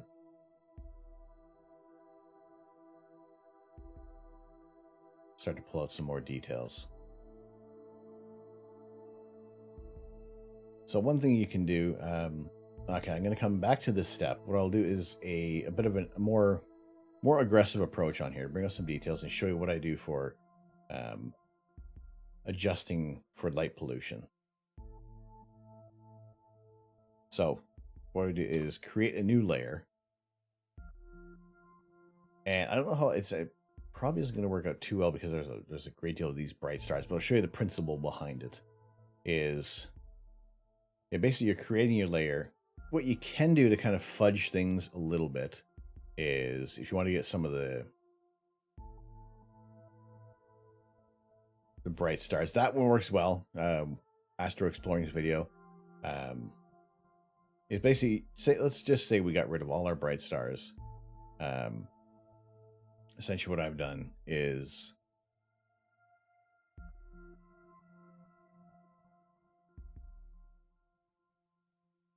kind of make everything do a high amount of blur and a Gaussian blur, and you're kind of left with like the overall background color. And essentially what you can kind of do is you take that layer and you just turn it into a subtraction. You would subtract that, and it helps even out your color there. But you do have to take care of the brighter stars, otherwise you kind of get some of the weird little bits there. But just as like a quick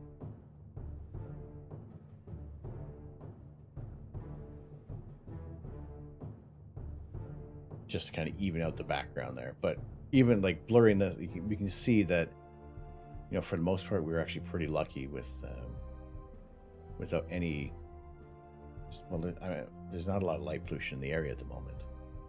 But yeah, check out also that video that Third Rock posted, which is Astro Exploring is another good resource. AV Astronomy is another one to check out for image processing.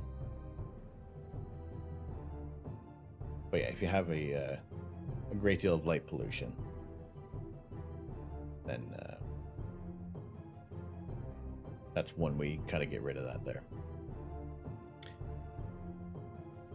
So looking at this, after that extreme stretch, which is a little aggressive on my part there, we're already getting, like, we have some fantastic details in here. And what is really, really interesting about this is a galaxy. A lot of people capture this galaxy, but they don't really notice it because it is very faint. It is a very faint galaxy. And that one, you don't even get it in how far away is this one?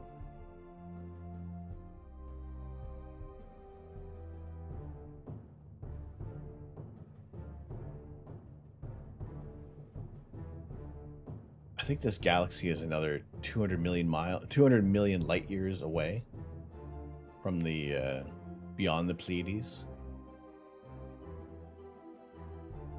which in itself is only a few thousand light years away from us.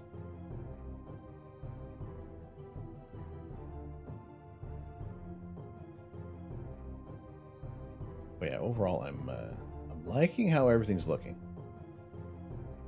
That we can probably get some decent details coming out of here. But knock this back a step because, like I said, it was very aggressive on the curves. So if I was to start to do another levels adjustment in here, although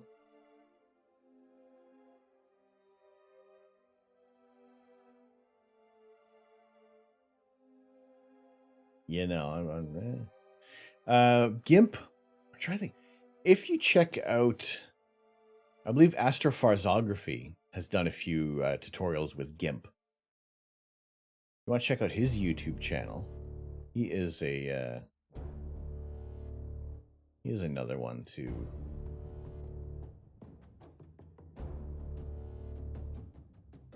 look at. Oh, also as a small goal, probably not for this month, but maybe by March, if I can get 100 subscribers on the YouTube channel, I can actually put a custom URL for the channel, so it's no longer, guys, go check out channel UCSMDJDQOX for my YouTube channel. It should be youtube.com/AstroCanuck. So if we'll work towards getting 100 subscribers, and I will aim to get, I think that can come by getting some purpose-driven videos on the channel as well.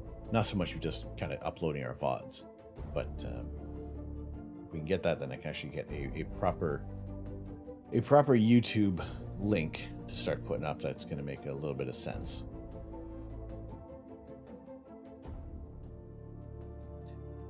No, that's astrocartography. We don't want that. We want Rosine.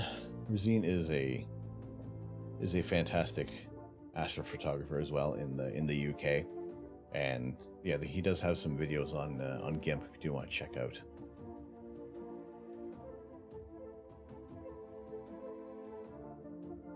Oranong Live, your volume is the lowest on Twitch. My goodness. Well, we don't like to shout on here. We have some easygoing times. How are you doing? How are you doing tonight?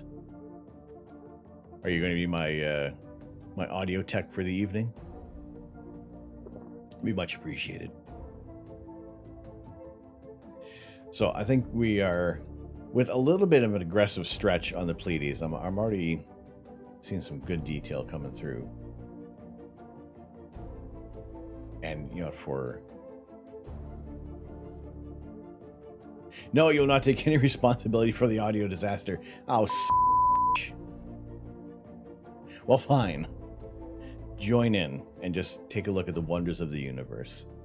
The open star cluster of the Pleiades, a reflection nebula, also known as the Seven Sisters or the Subaru. Trying to get some decent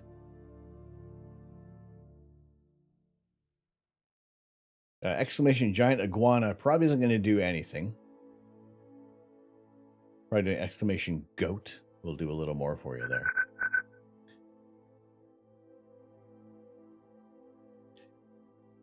Catastrophysics. I was going to say catastrophysics. Catastrophysics, welcome in. Thank you very much for the follow. How are you doing tonight? Or just have all the goats all at once. Non-contextual goats.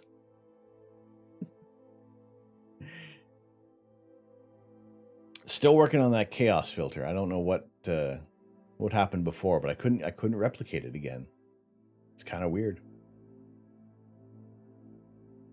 Now I'm going to get a little more information on this galaxy here that sits beyond the Pleiades, hundreds of millions of light years away. Which, forward, 40 feet down, 2.5. Picking up the 7. More forward, just to the right level. We copy, get down, Eagle.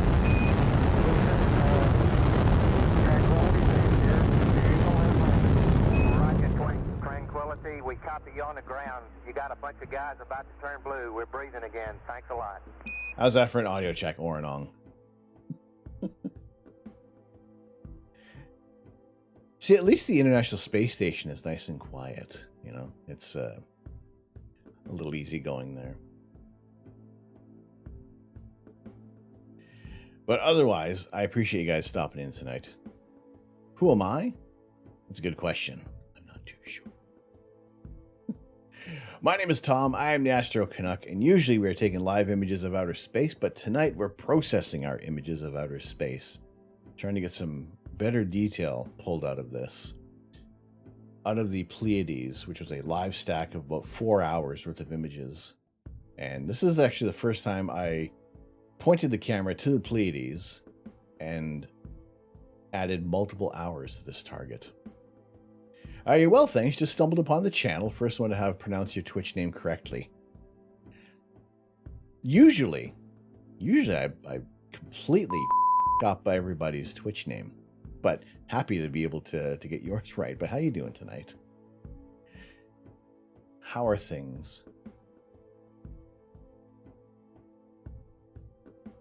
You're what? That's a good question. I don't know. I'm happy to be here. That's the important thing. I am. I'm glad to see how this image is already starting to turn out.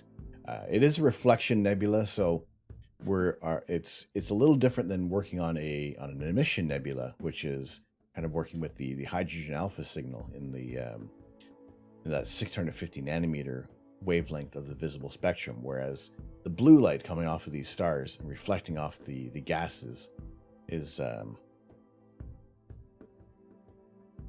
much more easier to start to see.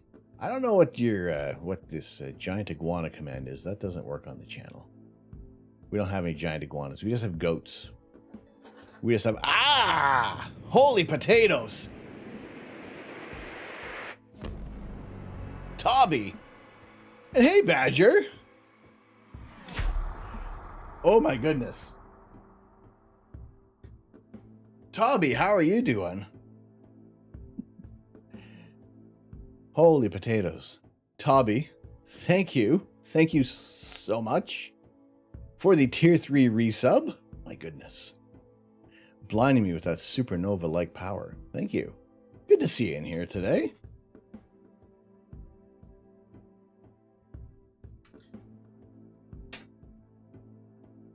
How are you? Not bad, just decided to take a break from studying. That's one heck of an image you got there. Where in the universe are we? I don't know about you, what this giant iguana is you're trying to do there, Oren. Now, this is our physical manifestation of the support that everybody has given to the channel. I appreciate you guys so much. I want to say hi before sleep. See you later. No worries, Tommy. Thank you so much for the resub. Greatly appreciated. But no, those... anytime we do recycle all our paper here. So worry not. Worry not. But glad to have you guys in here. So yes, we are looking at the Pleiades. This is an open star cluster that we imaged a couple of weeks ago. Actually, no, more than a couple of weeks. Probably about maybe like a little over a month ago now. We had like our last stint of clear skies, but it was kind of like by chance that I captured a lot of these images. Where is my? I have some information here. Hello. Did I touch a button? Did someone hit a button? I didn't see an alert for all the poor quality optics. Thankfully, we have good optics with our telescope. We were able to get that. Oh, it was you! It was you, so adorable. My love. The Pleiades is a wonderful target. You can see the Pleiades with the naked eye. It has been classically used as an eye test or a vision test, sorry, to how many stars you can identify in this cluster. The Pleiades does sit in the. You wanted to do a holy potatoes, but it said it wouldn't let you. Oh, sometimes the mobile can be funny with that. I don't know why. And usually it's when I'll either refresh or close Twitch and then go back into it, and then it's available again. Because it should be, Holy Potatoes is available. Yeah, Third Rock, also thank you for that. Appreciate the links and research there. But yes, it is, by chance I was doing a live stack of the Pleiades with the ASI Air Plus. Holy potatoes. Well, there you go. There's our ho. Oh, I should change it to holy potatoes. Instead like something like holy.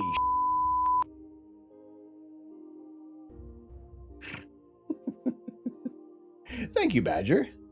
Hope you're doing well. Good to see you in here. Glad to have you in with us today.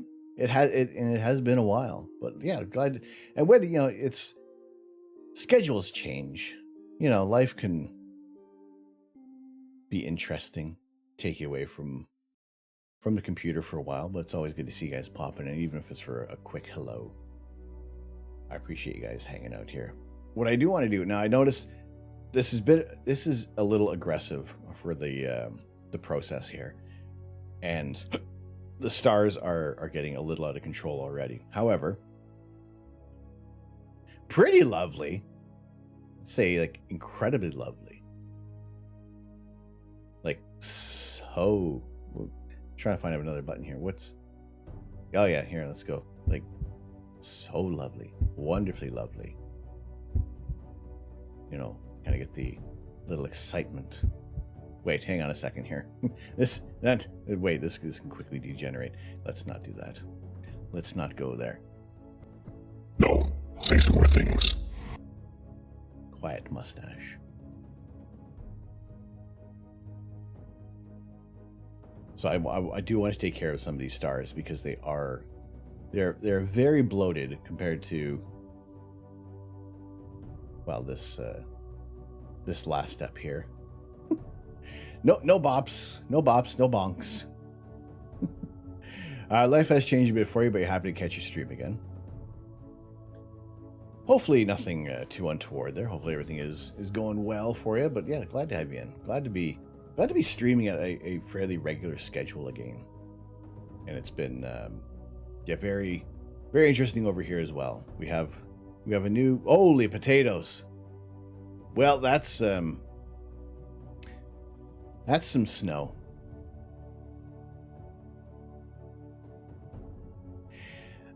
So we're expecting a possibility of 25 centimeters tonight, and it's all like going to go away by like late Sunday evening, early Monday morning. Yay, tractor use! You're gonna have to use a tractor. Well, if it all goes well, Monday morning, everything is going to be washed away from the rain and warmth. Because we're getting up to like almost like 10 degrees overnight on Sunday. So, well, yeah, never mind.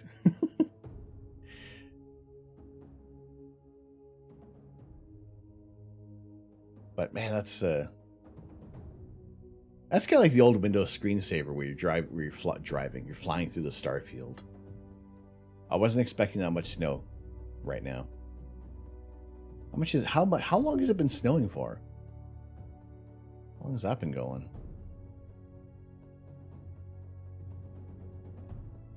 All right, here's what we're going to. Should have gone for the head. Oh, Mr. Stark.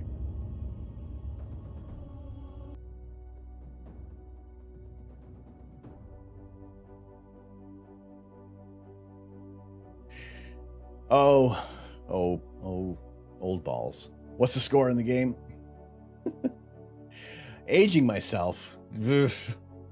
Yes, physically, mentally, however, we're still very, very young.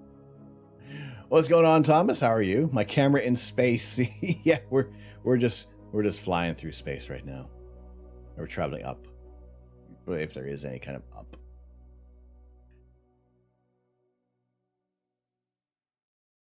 But yeah, we're expecting like 25 centimeters. So if like all of a sudden everything cuts out, it's because somewhere Hydro 1 has failed us. So yeah, in advance, let's thank everybody for hanging out with us tonight. I appreciate those who have already subscribed and resubscribed to the channel tonight. Is much appreciated. If the power fails, it'll be quite a while till we can actually get things back up and running on here. So we'll play it by ear.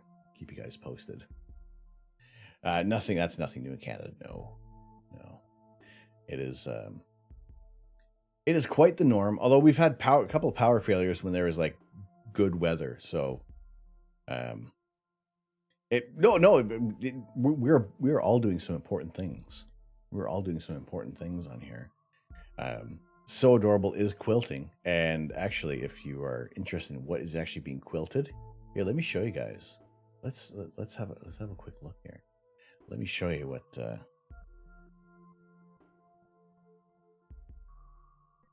what is happening.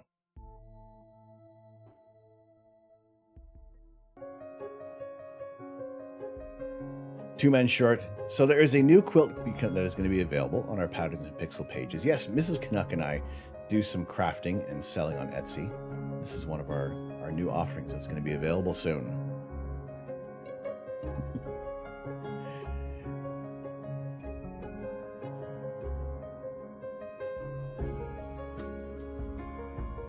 So yes, we do have an Etsy page. This is one of our other ventures that we're working toward. If you guys would like to check out some things, I'm going to drop our link in there. And woof. All right, well, that's a super duper long link. Let's just do this.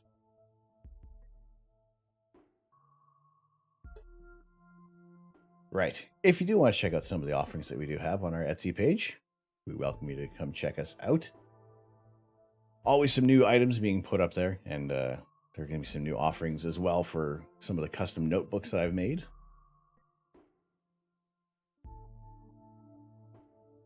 You like that quilt? You love cardinals. I gotta say, the last quilt that Mrs. Canuck made that So Adorable put up there, it lasted about less than a week and it sold out. So we're not sure how. I guess if people are thinking about some gift ideas for Christmas. It is. It looks really cool, and just the way how I've seen a great deal of quilting techniques, and this is one that she has developed on her own, which is really cool. So adorable. Check that out if you like. We appreciate it. It's another. Like I said, there is more to what I'm doing here beyond Twitch. There will be some more space-based art available on our Etsy page in the coming weeks. And like I said, we're going to be opening up our place for live star parties, like in-person star parties, when it stops snowing. That's a big problem. So we will keep an eye on things like that. And for the moment, what I'm going to do is take a quick break, take a quick coffee break, refill the water glass as well. We'll get some more processing done on our image of the Pleiades, and we'll talk to you a little bit more about what we want to do for our community trivia night coming up at the end of the month. The exact date hasn't been finalized yet, but the one thing we're kind of waiting for, the big event that we're waiting for, is the launch of the Voldemort scope on the 22nd of December. You're in charge of coffee and cookies for the star parties. She makes phenomenal cookies. She really does. So let me leave you guys for just for a few minutes right now. I'm going to make a coffee. We'll be back. We'll do some more image processing. I appreciate you guys hanging out there. And if you are going to go get up, you have a little stretch of your own. We'll be back in like maybe 5 to 7 minutes, or maybe 6 to 9 minutes. Probably less than that. The kettle boils pretty quick around here. Yeah, we'll do some image processing on the Pleiades, and I'll talk to you about what tomorrow morning, what that's going to bring, because we have a new camera ready and a new little feature. I'll talk to you about that for our Lazy Sunday Lego stream coming up, so stick around. Wait, can I have like a giant arm? Nah, it doesn't work. The angle doesn't work out that well. Or a giant hand. No. I'll have to adjust the camera to create the illusion. But yeah, we'll be back in a short little while. Take a break, have some coffee, and we'll be back in a few minutes.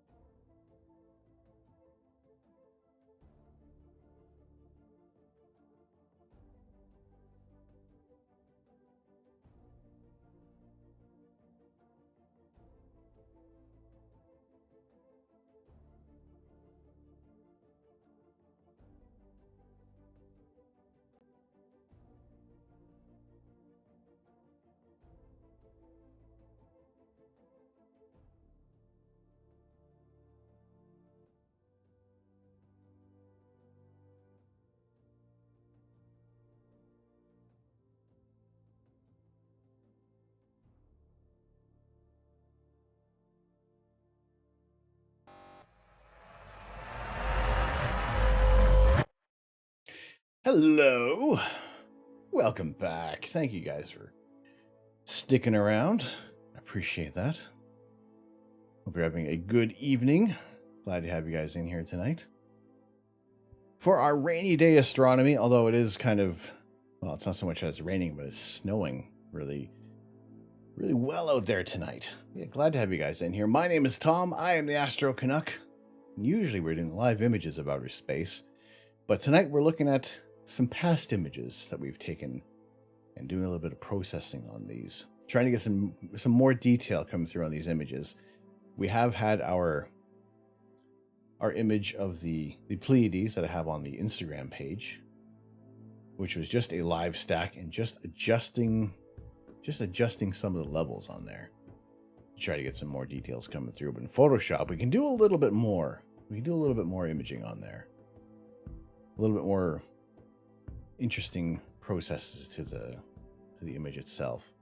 Now, if we go really aggressive, we can start to get some more details in that nebulosity in the Pleiades, which is a open star cluster.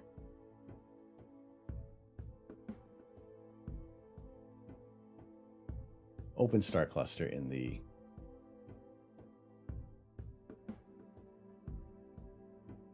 constellation of Taurus.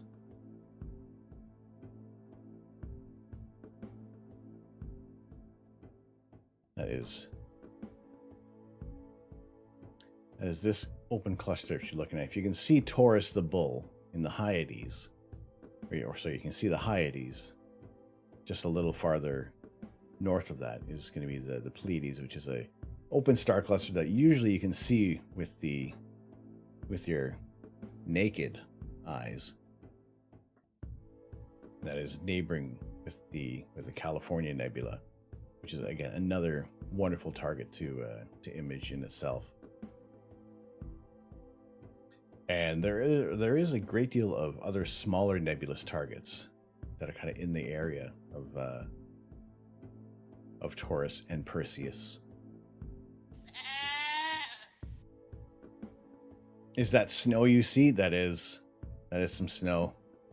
Now it's snowing outside. You're telling you had to keep that goat and you have clear skies every night. The goat is haunting us. Is haunting us with snow. Yeah, we're expecting like 25 centimeters overnight. So yeah, we're kind of in. We might be in for it. Although tomorrow morning, that hopefully this should not impact our lazy Sunday Lego stream in the morning, where we have a new build. We got a new build set up there. The Venturi, hello. The Pleiades is in a straight line with Orion to K. It's easier to make it easier to find. So if you are doing a little bit of if you're doing some star hopping, just kind of follow Bellatrix straight up, or Betelgeuse, or Betelgeuse, depending how you want to pronounce it, or Aldebaran. So that's from taking images with doing some manual tracking with instead of using a go-to scope. You do start to learn where some of these targets are. Pleiades is it's wonderful to see that little cluster start to come up above the horizon in the winter months. But how you doing, Venturi? Welcome in. Welcome in. So we did about 4.5 hours, or about just a little over 4 hours on the Pleiades with our imaging, and we're just pulling out some of the finer details with Photoshop, because there are some other astrophotography imaging programs that I have yet to invest in. I've tried them, which are better designed for astrophotography. Stressed by university, but good, yes. I've felt the stresses of university in the past. Haven't felt those stresses in a couple years now. But the odd time I come across some old images, and it's like, oh, I remember that time. I remember all that stress. But if it's good, if it's that kind of good stress that's driving you, what are you studying there? But I'm doing well. Doing well over here. Thank you very much. Appreciate it. Yes, we are usually doing some live astrophotography, but fortunately right now, because it is doing that, we are doing this. Taking some old images, not so old images, some recent images that we've taken, going from this point, getting it up to this point at the moment. Actually, I'm going to back it off just a little bit so we can kind of deal with some of the stars and try to keep them as small as possible early on in the image. Actually, before I do that, let's go over here. I just want to see what the channels look like. So we're dealing with a reflection nebula, not an emission nebula, which is high in hydrogen alpha, which kind of sits more in the red end of the spectrum, in the lower wavelengths. But the reflection nebulae is the light reflected off the gas and dust in interstellar space. Studying astrophysics, but probably going to switch to engineering because you want a job after your degree. It does seem that it's more than that. You can kind of get into astronomy, into the astronomy field with many other degrees, because, well, there's a lot more mathematics that go into it, which is why I'm more interested in the beautiful pictures and letting everybody else deal with the math on these. But when you're looking at a reflection nebula, there's much more data in down the green and blue end of the spectrum, or for the images, because there isn't any of the hydrogen alpha that we're chasing for most of the emission nebulae. Now, it's been a while since I've actually worked on a reflection nebula, so bit of a different choice. It's a bit of a different, some different processing that we probably want to be looking at here. You can study what you want, but still promote astronomy or biology for your doctorate or PhD. Now, I am on a path right now that could take me to a PhD in typography. Funny enough, but I always have the interest in astronomy, doing a lot of studies independently for astronomy. But it's always good to have other people who are in the field popping into the stream, and if there's anything I'm saying that may be skewed incorrect, always happy to be corrected. But it is always been a passion of mine. Space. And the images, looking at National Geographic and wondering, is that what space actually looks like?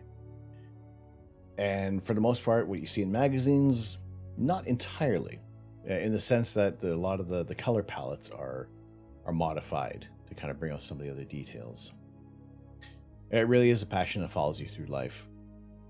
And you know, it's just what I always wanted to, even going through university, going through with graphic design, I always skewed a great deal of my projects in favor of astronomy. So it was gaining that knowledge to actually communicate what it is that we're looking at, and in an interesting way graphically, and using typography to accentuate a lot of the information that we're given, because for the most part everything is a bunch of numbers that comes through for astronomical discoveries, and it's the people who create these infographics and literature that is designed to explain better what it is you're looking at.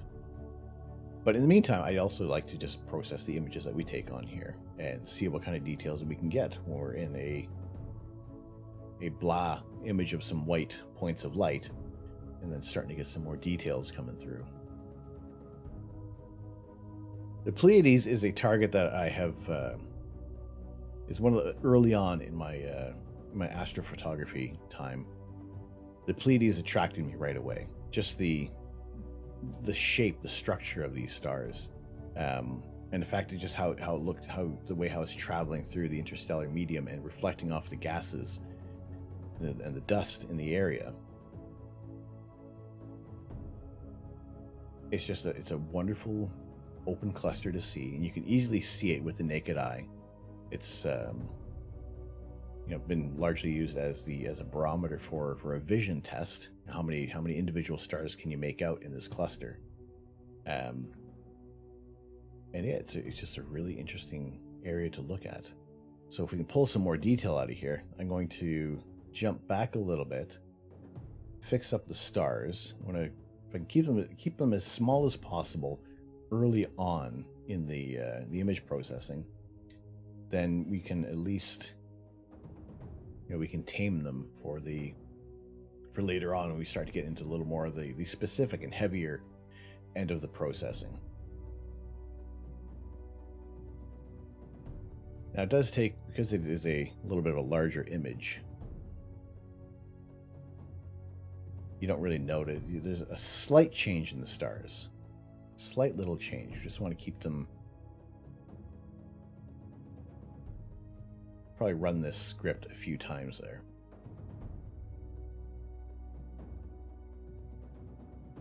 I think the most I ran it was like 5 times in a row. But if we can, like I said, keep the stars in check so that we're not kind of getting all these bloated stars in our image. I guess another way to kind of look at it is to check the different color channels to make sure that the stars relatively stay about the same size in each one. So we're going to get some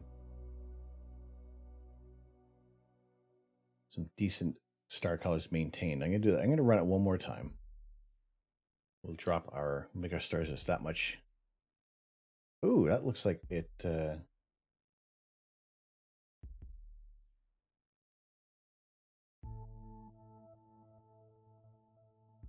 Did I muck something up?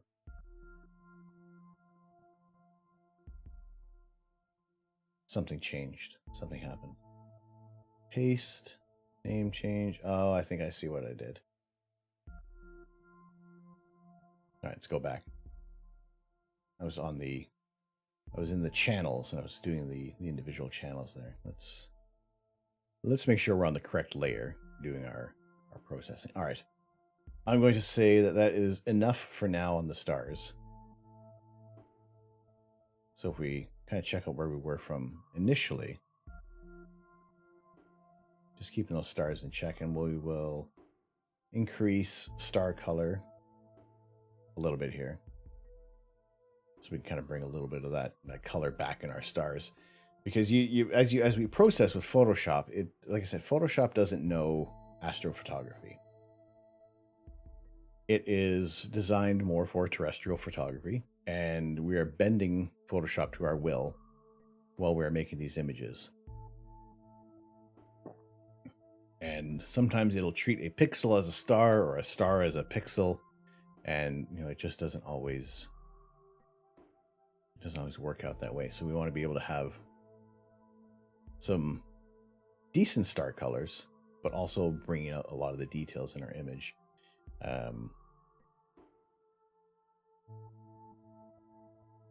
So what I can do is also enhance.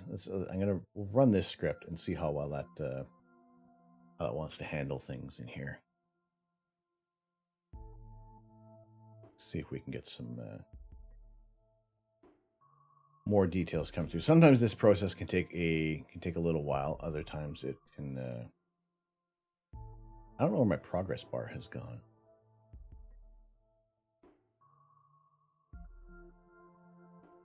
So let's see how.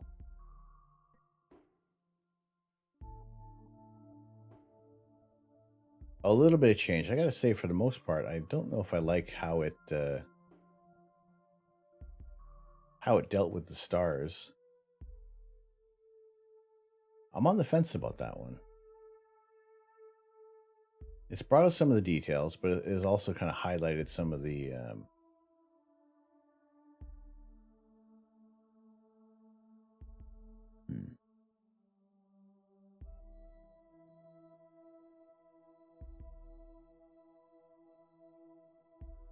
I feel like we've lost a bit of well, let's have a look here. Let me do a levels check. Bring that data in a little bit there.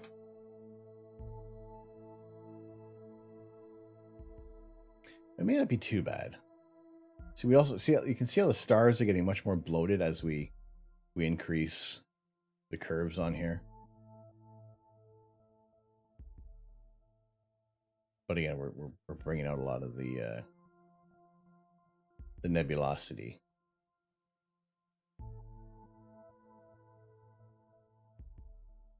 I'm going to try to see. Also going very aggressive on this one, which is not what we really want to do. However,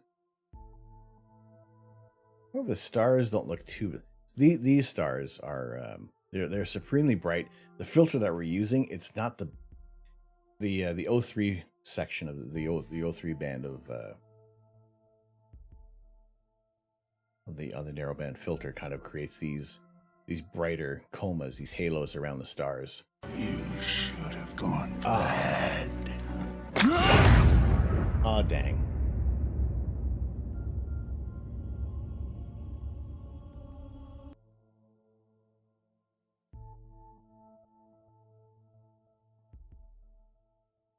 What's up, Medieval Dead? How are you doing? How are you doing tonight? Good to see you in here. I've liked that redeem so much. I've left that in there as a staple right now because building the Infinity Gauntlet for our Lazy Sunday Lego stream, that is such a, like, I mean, look at it glistening in the light. It's a beautiful Lego set. But how you doing tonight? Good to see you in here. So tomorrow morning for our Lazy Sunday Lego stream, which is Holy potatoes! Well, it's going to be an interesting build tomorrow. Haven't quite announced what it is that we're going to be working on, but you know what? It's I think that a lot of people are probably anticipating that it's going to be a little Christmas theme, perhaps. Now I'll do a little. I'll throw out a little teaser later on tonight.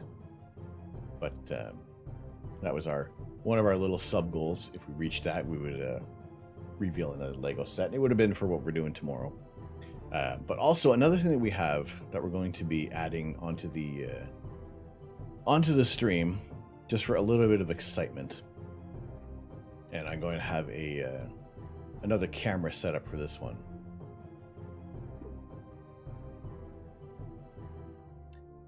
Just that little box down there.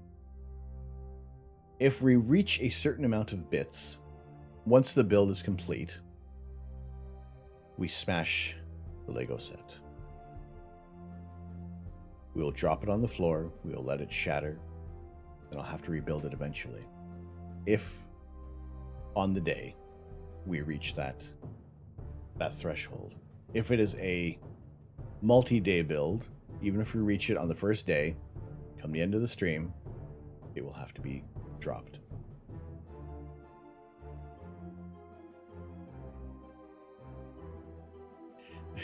It gives you anxiety. It's I don't know if people would want to see that. However, that is one of the things I'm adding to the streams. Now, as you can see, it may be a relatively small set tomorrow, which should be completed in a stream. Although we look at this brick sketch took an entire stream at 151 pieces. So who knows what that's going to be. Also, am I using a puck as a coaster? Yes. Yes, I am.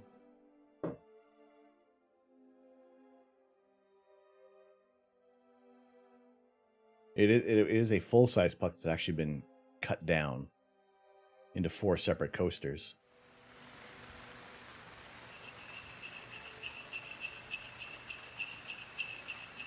Why is it raining and snowing? Why are they both running? It's like the actual weather right now.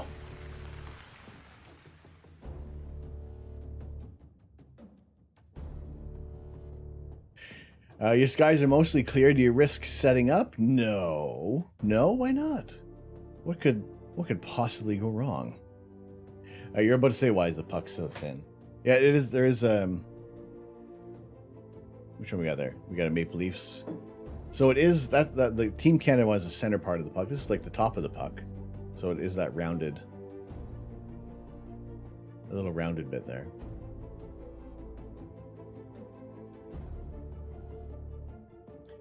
Kakol95, what's going on? How are you? What part of Canada am I from?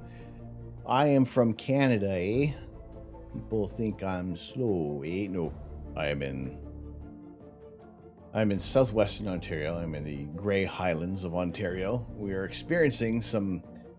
Well, you're in for snow tonight as well. See, we're possibly getting about 25 centimeters tonight. Now, when we don't have any snow, when we do have clear skies, we have some fantastic views of the night sky. However, this is not the weather that we're hoping for. Now, also, why did that trigger both rain and snow? It should be one or the other. That was kind of the little thing for tonight, or not tonight. Sorry, for December. All right, let me see. Precipitation, yes or no, rain or snow. Okay. Now, if it snows, snowing, visible, yes. Okay. Interesting that it triggered. Ooh, I wonder why. I think I know why. I'm going to have to make a totally new channel point for that. Can I edit it in here at all? Yep, it's just triggering both of them right now. I love you some snow. Not much experience here in Eastern North Carolina, although I grew up in Maine, so you have at least enjoyed it. Like I said, I used to live in the United Kingdom. I lived in the UK for 10 years, and it snowed like 5 times in 10 years in the areas I was in. Never had to shovel a rainy day. But now we're back in Canada, back in a area where we are getting some heavy snow squalls and snowstorms. Snowing in Minnesota as well. It's just if it isn't rain, it's snow. If it isn't clouds, it's wind. If it's clear and windy, it's a little difficult to do astrophotography because it's still going to buffet the scope around there. Okay, why is it doing that? Why is it? I may have to actually remake the whole channel point there. You get ice storms in your part of the state. Scary stuff. Ice is that is very terrifying. Getting a great deal. I remember I have a book on was it back in 2013 or 2012 when there was that giant ice storm in like throughout southern Ontario and Quebec.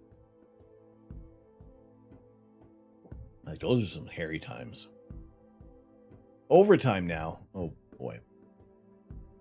As long as it doesn't go to a shootout, then I still get my points for people who score. They don't count the goals that are scored in the shootout.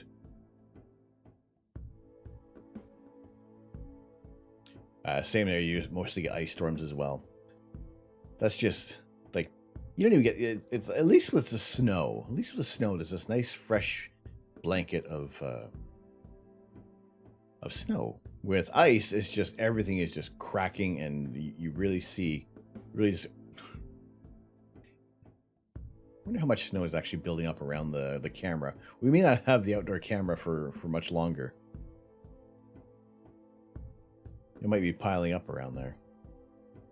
I could move it. I could move the camera. However, the camera that I control, the outdoor camera with, is now my new over-the-shoulder camera.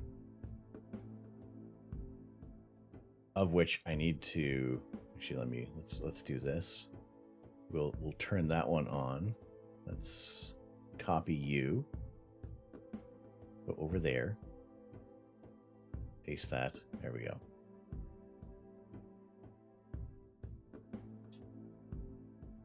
What is my favorite object to image? Ooh, my God, it's got to be the Orion Nebula. It was like one of the first objects, and one of the first deep sky objects I took a picture of with my scope. That is not the Orion Nebula. There's the Orion Nebula. Because it is one of those targets, even a 5-second exposure is going to start to reveal some of the details here. Start doing longer exposures, so you get the outer lying areas of nebulosity. you start doing even longer exposures, and you can see that the space between the Running Man Nebula and Orion isn't actually dark and void of detail, that there is much dimmer areas of nebulosity in these in this span between these two star forming regions. It's always interesting to see what kind of details you can get even in a small telescope, because you can get some fantastic details with just a little bit of time on here, or if you spend a great deal of time on Orion, you start to reveal so much more outside of the stellar nursery where the trapezium cluster lies. And even then, that's a bit of a tough one to get, because you need like super short exposures to kind of even out between the long exposures and just having your camera just oversaturate that cluster of stars.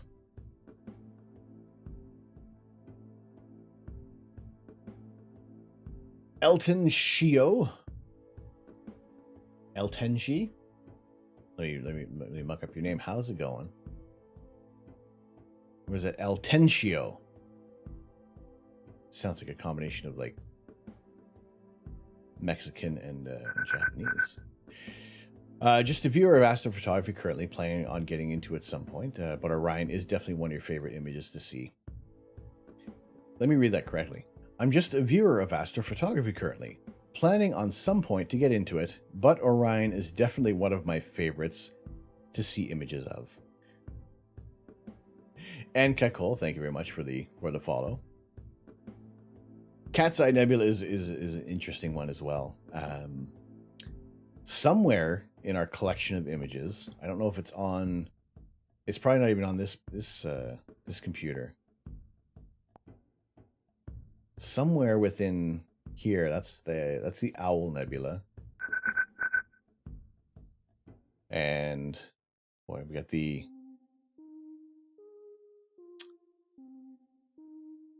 Jones Emberson 1, another planetary nebula. Astronomy show.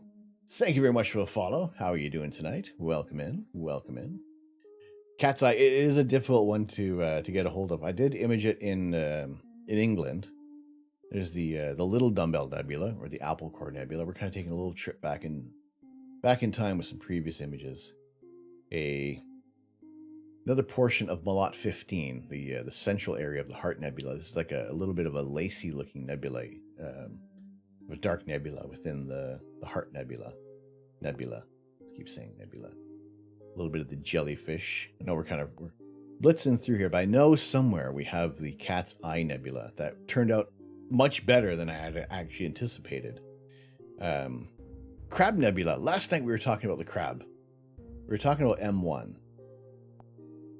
We're talking about the crab nebula. This isn't a fantastic image right now, because it was a little bit of a difficult one to get the tracking down. But there was an update. Not even so much an update. I just looked on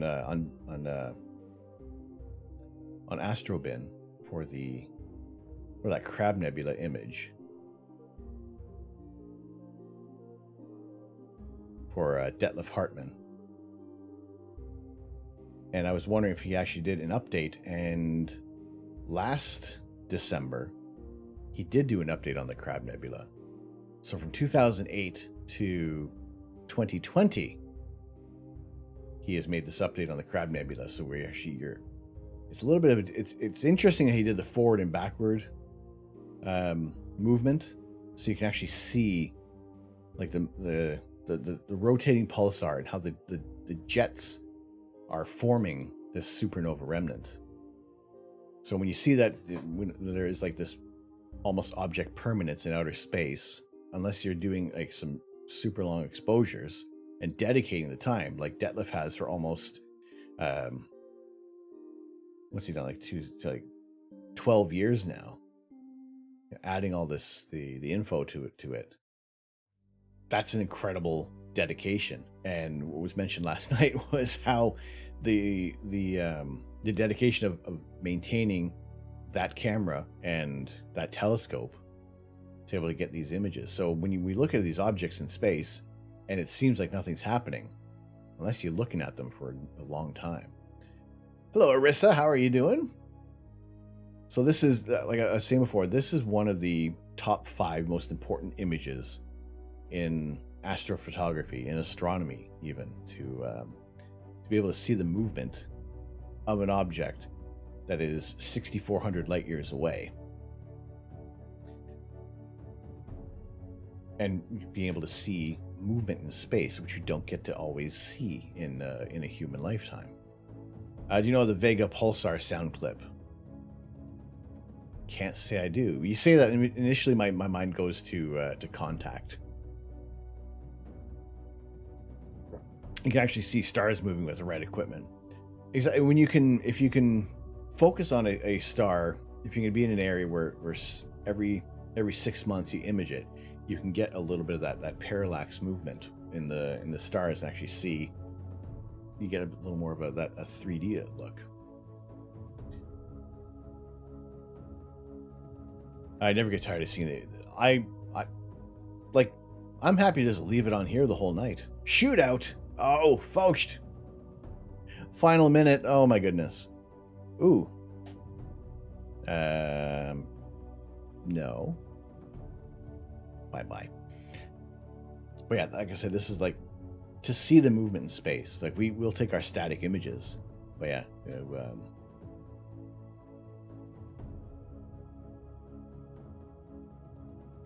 So we are working on our image of the Pleiades. So that was we had our stack of the Pleiades in that I shared on Instagram, but we actually have the raw files on here, and actually I will put that file in the Discord for our subscribers, that you guys can do some processing on that just to try some things out. Well, game watching Maple Leafs and Minnesota Wild. So I got my old balls, the old man watching that. It looks like Foch is watching that as well.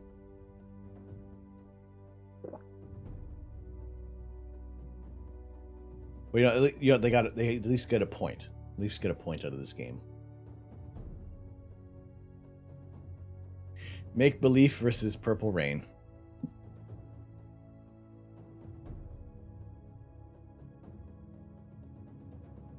It has been, well, I've never seen the Leafs win a cup. And it feels like almost every other year they seem to have this team. You're getting the commentary on the game from here. It's we are united by hockey as well as space. So it's either going to be some happy times over here if the Leafs win, or we're going to get some happier times for our Minnesotans. If we're going to get the... You ever seen the Wild win a cup? I dare I say that we would probably see the Minnesota Wild win a cup before we see the Leafs. Did the North Stars ever win the cup? That's not a jab. I'm just genuinely wondering. Did Dino Ciccarelli used to be my favorite player on the Minnesota North Stars, and I was so upset when he was arrested. I can't remember what he was arrested for, but I remember my grandmother telling me that did you hear that Dino Ciccarelli was arrested, and just kind of in an interview saying I don't know what it was, but why he was saying that he was wondering if he was going to have to play with handcuffs.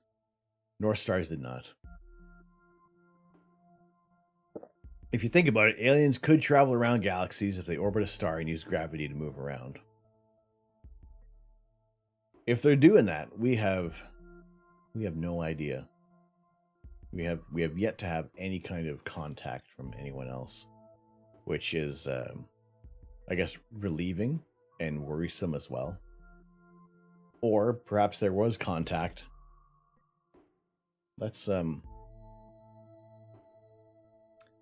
Let's get coffee on our pop filter here.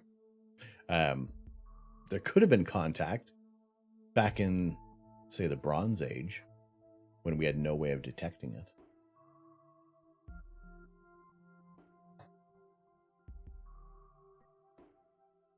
Penguins back-to-back stole their best chance, then Sharks and Dallas happened. It seems like there's just like... You see the matchups in for Stanley Cup Finals. It's like, oh, this again. Oh, them again. And it's kind of like... It almost feels very cyclical for...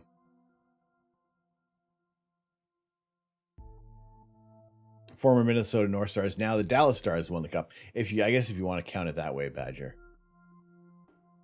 If you want to look at it that way. Although when that happened, when a Minnesota team came back and technically they did move to Dallas, does it feel like your Minnesota team? Like if for some reason the Maple Leafs went to give me a state that doesn't have a hockey team at the moment. Utah. If the Maple Leafs move to Utah and then a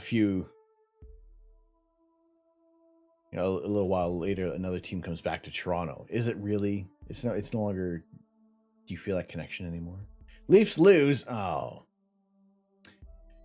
Congratulations to my Minnesotans on your victory tonight. The Arizona Jets. That's the other thing. It's like the Winnipeg Jets. It doesn't feel like the same. It doesn't feel like Teemu Selanne's Winnipeg Jets.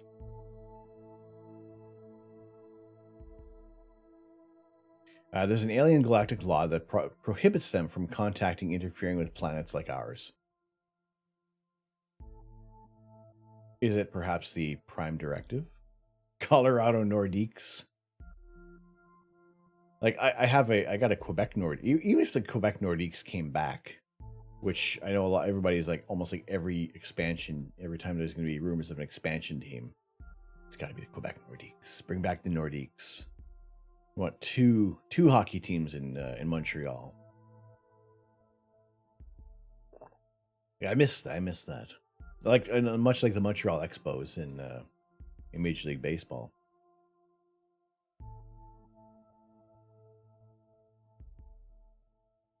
It's just what we're always hoping for. But yeah, well, terrible that the Leafs lost, but I got my points in my hockey pool with Austin Matthews at least. And I don't know how the scoring works in the Yahoo Fantasy League.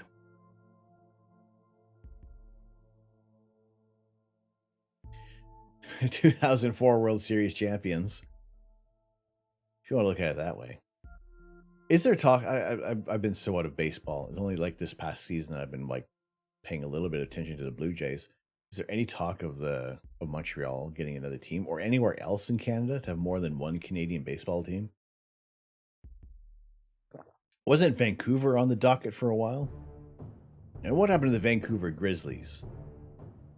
I feel like every time for anything other than hockey, it's just the market isn't there for another national Canadian team in basketball or in baseball.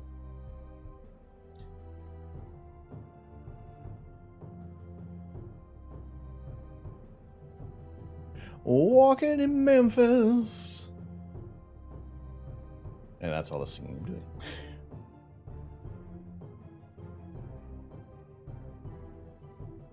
Now there's I don't know. I'm happy. I'm happy with hockey. It's I'll focus on that, and then when summertime rolls around, then yeah, we'll enjoy the Blue Jays games. So let's see what we can do for this image. Like I said, there is a lot of detail in this image that we can pull out. And again, what's really, really, really interesting about the Pleiades is, not so much notwithstanding the structure of this target, but there's also another galaxy that's a few 100 million light years beyond this target, which some people often overlook. You don't always notice it there because you want to be so attentive to the reflection nebula within this target.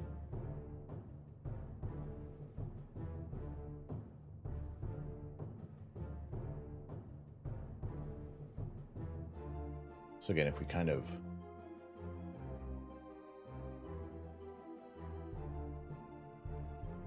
gently pull out some of the details in here and have more of an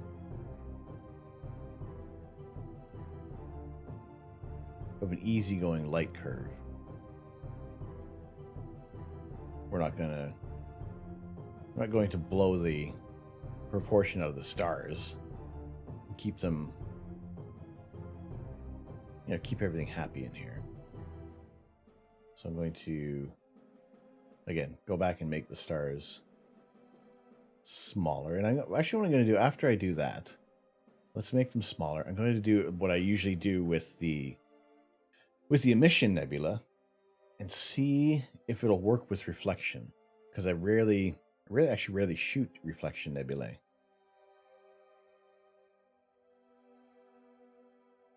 Not that I have anything against it, it's just that mainly the filters that I have are designed for emission nebula, and it is kind of a little more interesting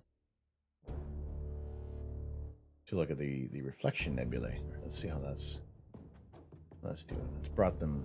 That's brought them down to a decent size. That red channel is very noisy.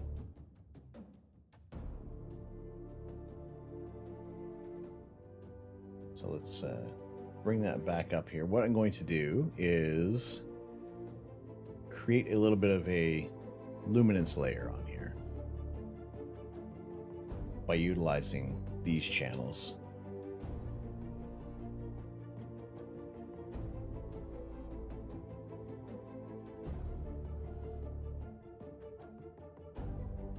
Utilizing mainly the green and blue, and I don't even feel like I need to put in any of the red to try to bring out some of these details.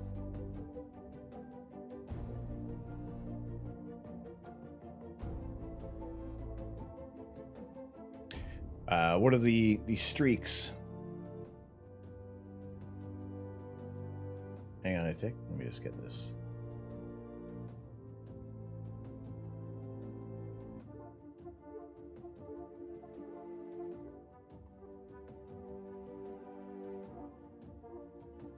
Oh, hang on.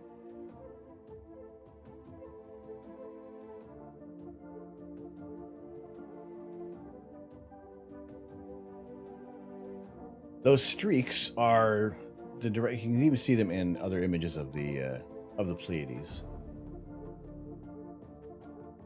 It is the reflection of the starlight off of the dust within this area of nebulosity. And in a way, you can kind of see a bit of the movement of the stars. Like the Pleiades aren't going to stay in this configuration forever. They are moving in a similar direction, but they're also traveling in 3 dimensions. Right now, everything looks very, very one-dimensional. But it is some of the reflection nebulae, and the odd time we can get some perpendicular lines in outer space. You're just seeing there's a combination of different structures in 3D that the stars are reflecting off of. Bubba Zelnick, hello, Ma. How you doing? How are you? Look at all this. Look at all this snow we're getting too. Oh boy. So we'll take this this green layer and a little bit of the blue.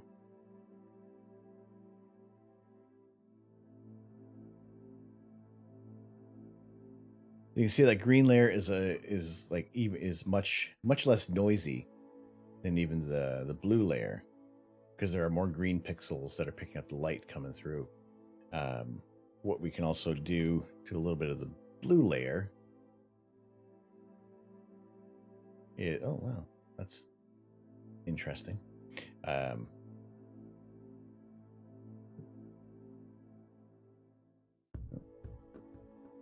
That's not right. I want to do the camera raw, Control Shift A. I want to Control Shift Alt A. That's not right. There you go. Do the camera raw filter, and we'll just get rid of some of this noise in the blue channel.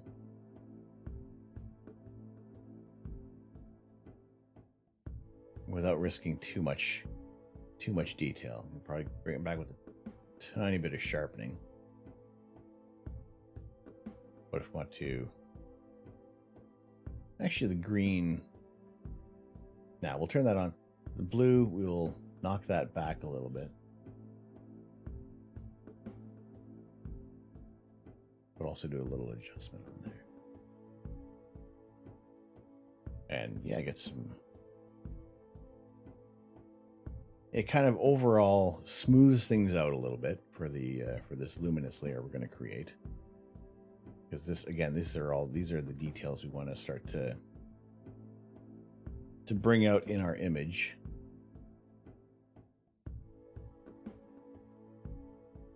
And we haven't done a great deal of processing on the Pleiades because it is a bright reflection nebula, and we're also trying to keep our stars in check. So if we use that as our luminosity layer, it just like brings out so much more of our detail. And I would dare I say I'm probably not even going to maybe knock it back a tiny bit. Bring the luminosity back a little bit so it's just not as intense. But I'm really liking how this is looking. Not too fussed about the stars. The stars they have this nice, almost little soft halo around them, which we can start bringing back some of the color as well. But yeah, I'm liking how this one's looking. This is just about 4 hours worth. Ugonium, what's going on? How are you doing? Welcome in. Good to see you. How are your skies? How are you doing? Because this is the rubbish I'm dealing with right now. This is what we've got. We got all the snow. We're expecting about 25 centimeters tonight. So if in any way, shape, or form that the stream cuts out, we will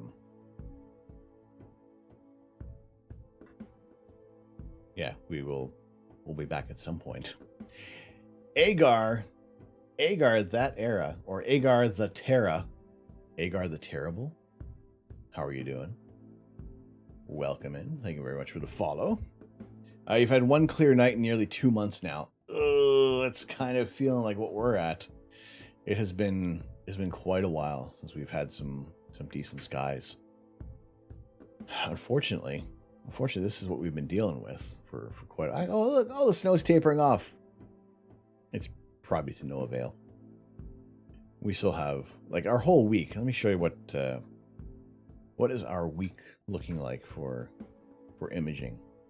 I can almost guarantee you that it is.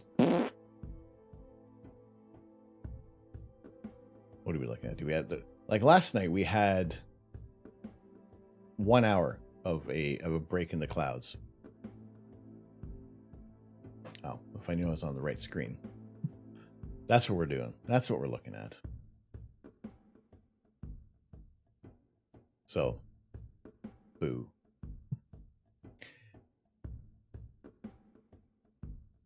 When we were kids, we used to say light snowflakes were like the Jolly Green Giant's dandruff. Oh, oh, oh.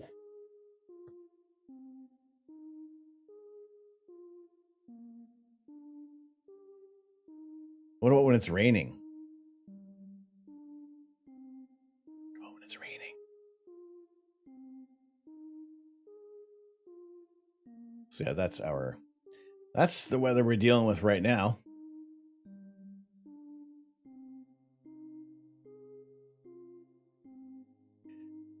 Veritasium did a great post 3 days ago about the snowflake mystery.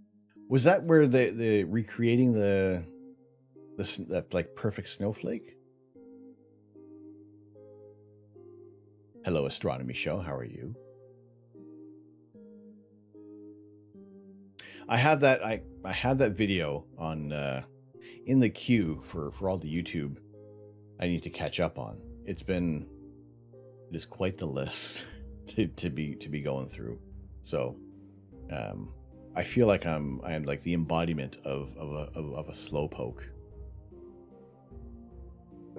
Did you hear that the Falcon Heavy launched and that the Elon Musk put his Tesla Roadster into space? It's incredible. I wish we had snow here. It was 50 degrees Fahrenheit yesterday and 70 degrees. Oy. Oh boy. Now, you know, I'll still take the cold. I'll still take the cold over a hot day because there's only so far I can strip down before people start throwing rubbish at me. But I can always bundle up. I can always bundle up. Now, that being said, we are going to be watching this launch. We will start the stream. It'll be an early morning stream, probably starting at about 6 a.m. Eastern Standard Time. We'll see what we can get on the 22nd of December as everybody eagerly awaits the launch of the Don't say that word. Of the Voldemort telescope. Because every time we say its name, we're delaying the launch by another 30 minutes, and adding another $500,000 to the budget.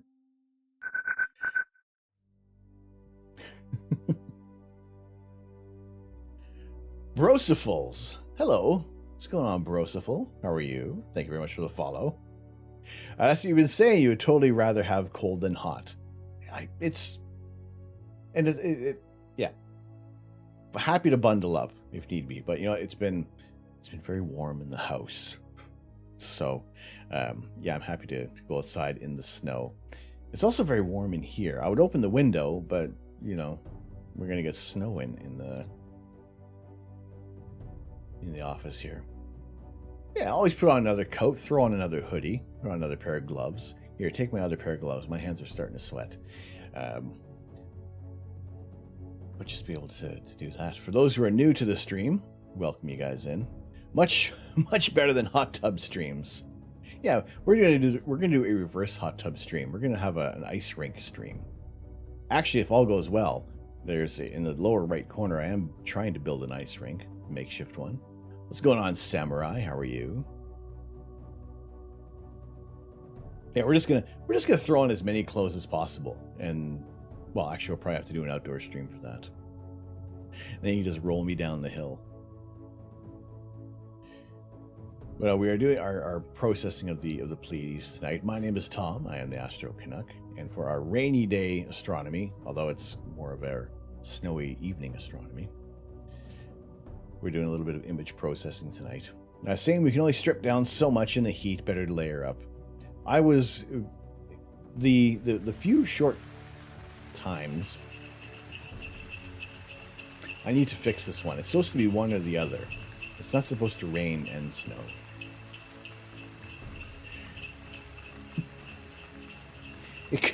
You're comparing me to the Tom Cruise of astrophotography. I am way taller than Tom Cruise. The only thing we share in any way, shape, or form is our first names. Just playing RuneScape. How's that going for you? How's that going? The final level has followed. Thank you very much. Welcome into the observatory. Do Vegeta voice. Oh, Golden Charizard. Golden Charizard. That one. That exists. But there is more than just a command.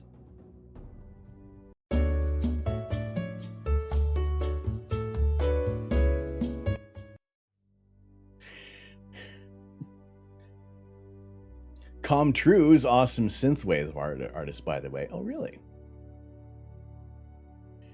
No, Vegeta. People need to earn Vegeta. It doesn't just happen.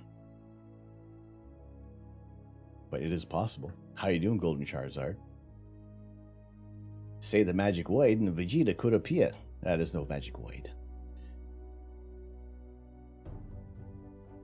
No, we are doing some live astrophotography when the skies are clear, taking images of supernova remnants.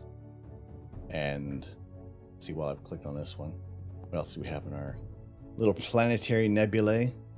Some of the Rosette Nebula with an airplane flying through. These are some of the things that do happen with astrophotography that you kind of want to omit from your images.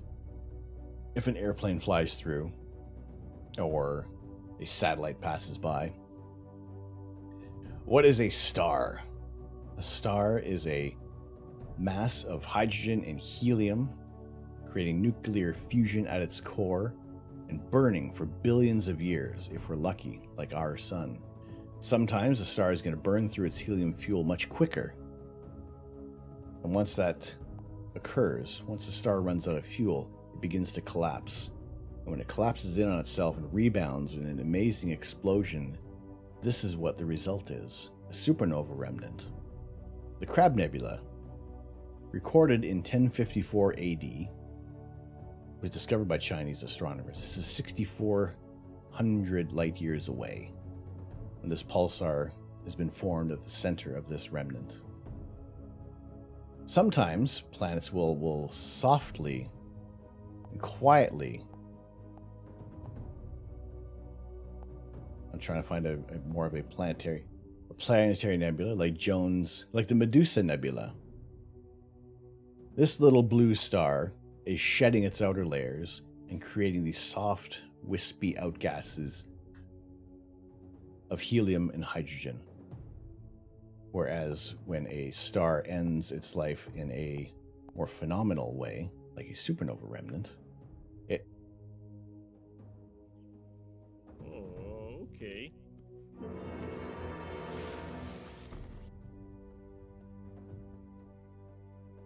All right, Kenny. Stay safe. Stay comfy in the beard with the lurk. I appreciate it. But yes, a star is what feeds our life, is what helps us evolve into something more interesting. When stars die, it is very helpful to the universe. It creates heavier elements, which seeds life in the universe. It creates the more interesting elements like gold and aluminum, which can go on to make rings and PlayStations and Xboxes. The thoughts of Oumuamua. It has created some of the greatest conversations in quite a while in astronomical discoveries, and knowing that these interstellar interlopers pass through our solar system without us knowing, and then it was only until too late that we hear about that this asteroid, this comet, was passing through. So I have done some presentations on Oumuamua a couple years ago, and it was more for the visual representation of the asteroid or comet as they kind of flip-flop back and forth, and how it changed shape. And like the early developments was more of a potato shape, and then after they realized that its light curve was indicative that it was a much longer object, so they started to change the illustrations. So I did speak with actually with the people who did work on that, with Luis Calzada and Martin Kornmesser, and just kind of getting their input and their day-to-day activities of working with the scientists, and just trying to have a as accurate as possible visual representation of these objects that are basically just dots of data on a sheet. So I think Oumuamua has captured a lot of attention, and his potato shape. Did you hear that correctly? Yes. There are, for the most part, a lot of asteroids in the solar system are kind of a 2-to-1 or a 3-to-1 ratio. So you got a lot of like Phobos and Deimos are Idaho potato-shaped objects in our solar system. Brosophiles, we'd love to hear about your setup, and just or I've thought about astrophotography as a hobby for a while, just so expensive. I love talking about this. Because, Brosophiles, what are you interested in imaging? Because you can go extremely expensive, where you are fishing around for kidneys all across the black market, or you can go relatively modest by even using something such as your own mobile phone, for example, can be an object to do astrophotography. A lot of people will say start off with binoculars, or some people say get a Dobsonian. That's good if you want to get into visual astronomy. If you want to get into astrophotography, you're going to want to be able to do exposures that are going to be a little longer than 30 seconds. For the most part, you need to do some long exposures, 2, 3, 7, 10 minutes, even more, depending on what the target is that you're shooting.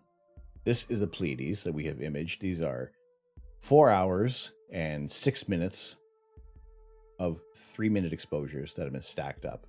We did the stacking early on in the stream, and I was in Deep Sky Stacker. That's this program here. And that's kind of what we started off with. Taking it into Photoshop to pull out some more of the details is another step along the way. There are many ways that you can process an image. Worked for exposure. What's going on, NASA Muffin? How are you? How's it going? Why didn't the lights trigger? But how you doing? Oh, look. We're looking at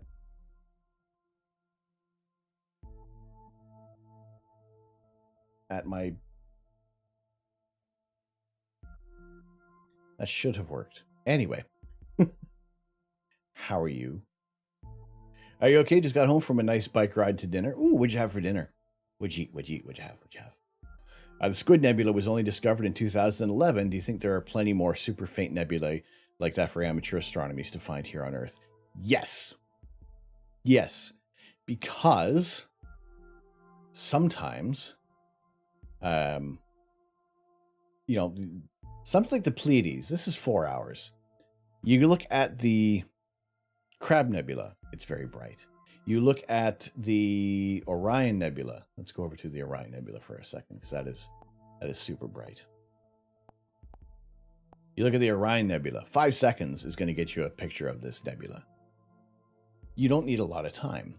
People don't often spend a great deal of time on targets because there is so much to see. If you can spend a lot more time on these targets, then there are more areas of nebulosity that kind of remain hidden. So yeah, I believe there are still other areas of nebulae that have yet to be photographed. There is a great deal of space out there, and unless you might even be shooting an area that is almost specifically emitting in like a very narrow band of light. And if you're kind of going too broad, or you are like missing that area, it's going to be something different.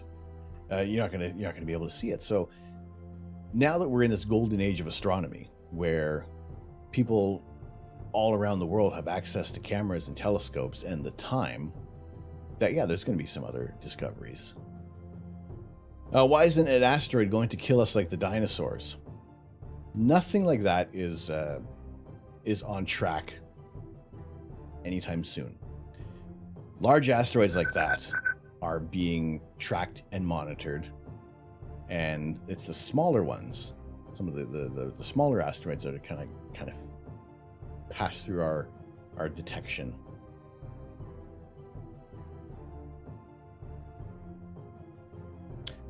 Jose Railson Sousa, hello. What's up, Jose? How are you? Can't you take a picture from a satellite to skip Earth's atmosphere?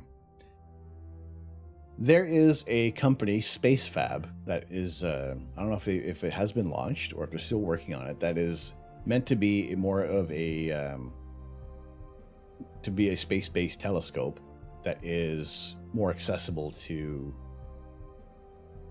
outside of scientific discovery, where it is meant for astrophotography. But getting a telescope above our atmosphere is very difficult and very expensive. So here on Earth, we'll take shorter exposures and try not to deal with any of the atmospheric turbulence. Burgers sound delicious, NASA. Burgers sound delicious.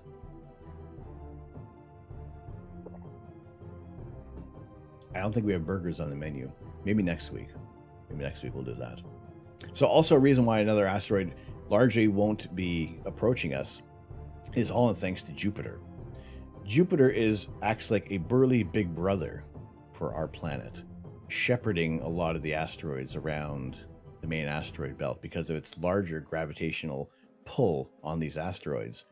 It will kind of keep them largely in that asteroid belt, and it's only some of the smaller ones that kind of get away, but they're tracked. There are a lot of people out there that are tracking them, confirming their locations, so that if they're in the possibility that there is anything heading toward us. There was recently the DART mission that was launched to measure how much a asteroid can be diverted earlier on. The earlier you can track an asteroid that may have a potentially hazardous calculation, anything that might be possibly impacting Earth, if you can move it away earlier on, just ever so slightly, that's enough that its orbit can change and pass ahead of us or pass behind us. So that is the planetary missions that are happening now that are being put into place, because there is always the looming threat of any kind of space debris out there, and we can't always track them. Aren't the ones coming from the sun dangerous? Yes, because they're hidden by the light of the sun. And it's not until after they pass that it's like, oh, well, this mountain-sized asteroid passed by us. Now, also, sensationalized headlines are always ones to look out for, because they've been wrong 100% of the time now. They are meant to get you clicking on their page, and it is largely just overinflated lingo for to get you to clicking on their website, and just this slight fear of panic, like next week there's this potentially hazardous asteroid ripping through our atmosphere, and really it is like 5 times the distance from us to the moon. It is kind of close, but it's nothing that is worrisome. It's tracked, it's known. It's not. It's the ones that, like you're saying, that pass, that come from the direction of the sun, and will pass between the Earth and the Moon. But even then, if you're looking to capture any asteroids, they're largely very small, very dim, because they are not that reflective. Not as like the comets, which are much more reflective and have a great deal of outgassing, whereas asteroids are just big chunks of rock and metal that we, unless you have a larger aperture telescope and are searching for them, they're not largely going to be showing up in your scope. Do you think every exoplanet would need some other giants in the system to actually have the opportunity to make life? They would need to have that to make life become interesting. Life could form on planets at almost any moment, but it's giving it enough time. If the planet ends up being, like you say, like it's too close, it's not in that habitable zone, then life doesn't have enough time to evolve to become something interesting. Our star, we are very fortunate. Like, you think of everything that has to go right, biologically, geologically, ecologically, astronomically correct, for this to have happened, for me to be here, to have this computer, this camera available. There is a infinitesimal amount of things that need to go right to get to this point. Jupiter is a big help. I think that if you are looking at planetary systems that are evolving, and you're looking at planets that are in that habitable, that Goldilocks zone, it's what else is going on in that solar system. Do they have, because there is going to be debris. The leftovers, when you have the gas that is collapsing and forming these stars in the nebulae, and then the remaining debris that coalesces around that star, forming around the protostar, becoming a star, becoming a protoplanetary system, having the everything evolving in the right direction, the right distance. There just seems to be so many more elements to kind of come into play. I remember like 10 years ago, they tried to blow up on In Search of Water, and nothing happened. Where was that? The moon. There is the frozen, there is that little bit of evidence of water that was located on the moon. Mars has the evidence of some kind of like what could have been water on Mars. And hopefully digging down a little further, could there be any discovery of prehistoric life on Mars? Do you buy more into the infinite number of coincidences that create life like ours, or more the infinitely huge universe giving chances for planets like this to happen again? I would almost think of the former of that, because if the universe was giving infinite chances, or giving all these chances for life to occur, where else has it occurred? It just seems that it is this. So you kind of delve into the philosophical end of things as well. It's just like, why hasn't there been any other form of contact? Notwithstanding just the remarkable distances between stars and planets, at least anything within our 200 some odd light year radius, that we haven't had any signals come, or there could be signals that reached some distant star 200 some odd years ago, and then we still have to wait another 200 years for that signal to come back. That's the problem there with all these distances. Light is, as fast as light travels, it is ridiculously slow the farther out you get into space. And I was kind of mentioning this before. If there was any signal that came through before any sort of technology had existed in our time to be able to capture the signal and interpret it, then maybe the chance was missed. And if, because there was no reply, nobody's pointing their telescopes in this direction, their radios in our way. Plenty of hot Jupiters around stars like ours. It's interesting. There's a lot. The searching for hot Jupiters is kind of like that, another benchmark to try to find a little more interesting areas around stars. Gravity can pull on anything and create friction like moons and have underwater life. I would hazard to say that there are the missions that are planned to go to some of the other moons, some of the Jovian moons, or Saturn's moons, probably have a better chance of discovering something, interesting than looking at Mars, which has been dead for millions of years, perhaps billions of years. The thing is, to me, space is big, like really mind-bogglingly big. It is. It's ridiculously big.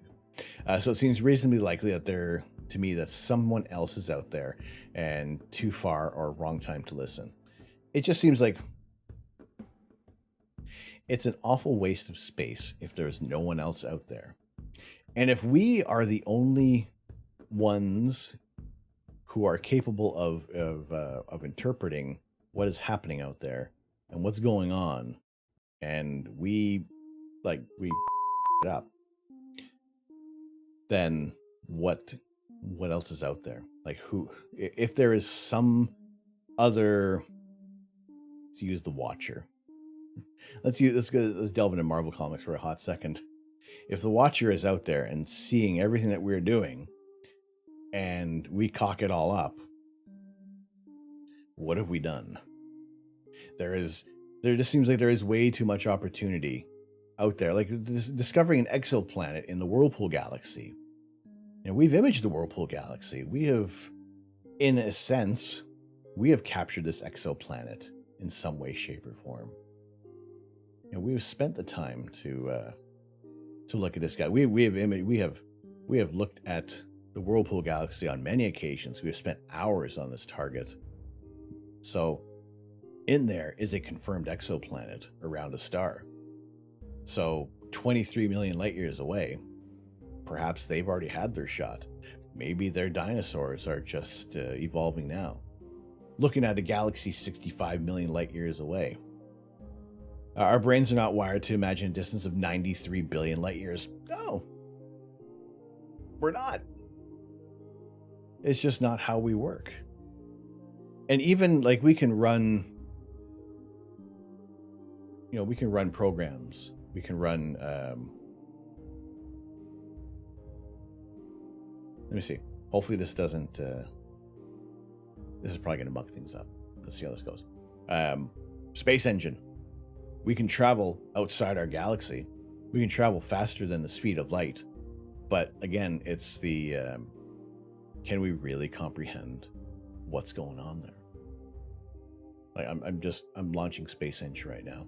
We're gonna travel billions of light years.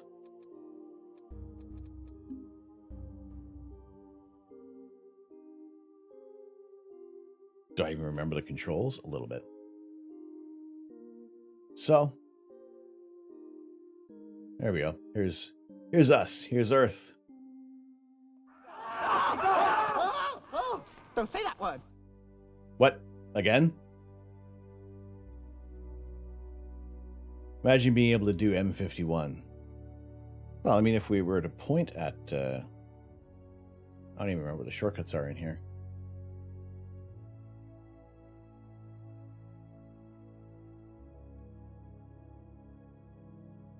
M51. Let's go to let's head over to that galaxy. Last week. Okay, so we're still on target for the 22nd. It was originally the 18th of December, but they've pushed it back. So here's the Whirlpool Galaxy. There we go. So yeah, we've imaged this target many times. But this is also another 23 million light years away from our galaxy.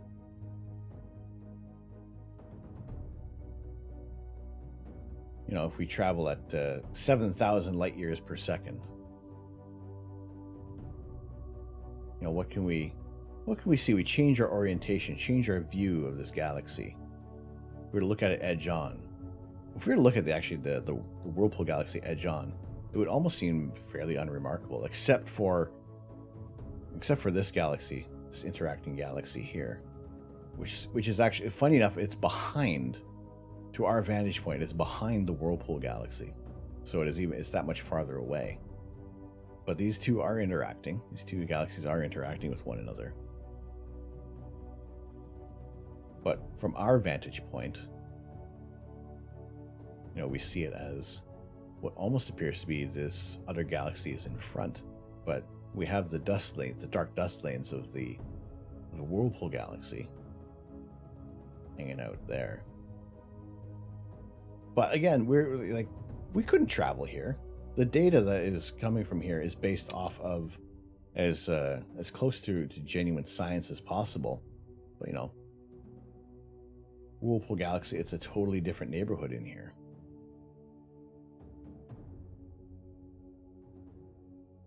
So yeah, to be able to travel millions of light years, let's go even farther. Here. These are all galaxies. How far away are we from Earth right now? We're probably about 30 million light years away.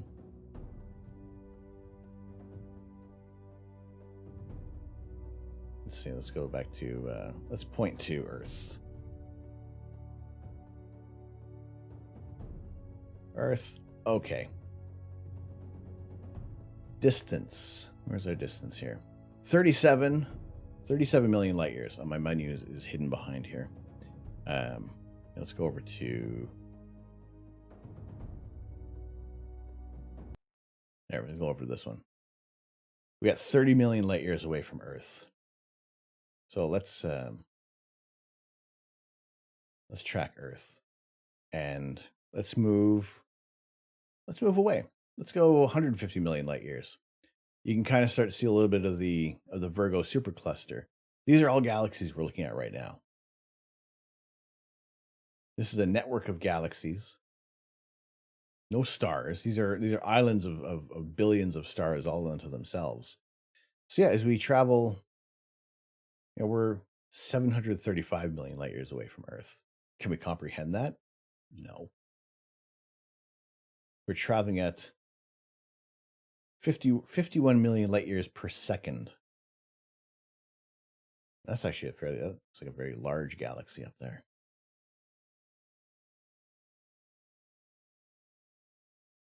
Let's whiz by that one, shall we? This little cluster of galaxies up here. Oh. Kind of seem much brighter the farther away we were. But, we travel millions, billions of light years away. How far can we travel in a space engine? How far away can we get from Earth?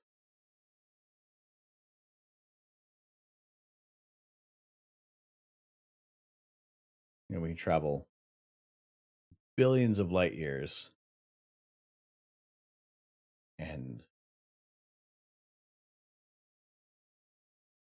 there's no out, there's no up, there's no backwards or forwards. We have our sights on where Earth is. But we are traveling at 326 million light years per second. And if we were to follow our Milky Way galaxy, these are all galaxies that if we were to give enough time to try to reach this information, we can travel past millions of galaxies at a time. And unless you knew where our planet was, where our galaxy was, there's not a whole lot that we can do about it. We just try to comprehend that we are 15 billion light years away from our galaxy.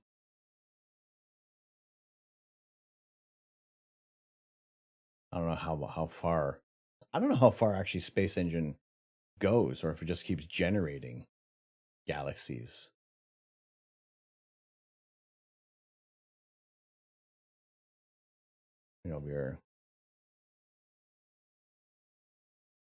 It seems to be like, it almost feels like it's chugging along a little bit there. So let's zip back to Earth. Let's head back to our home planet.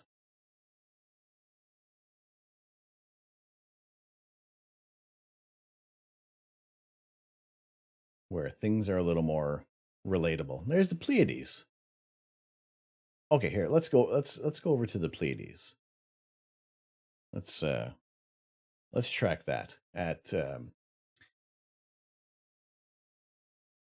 365 light years away. Let's also travel a little faster than the speed of light, shall we?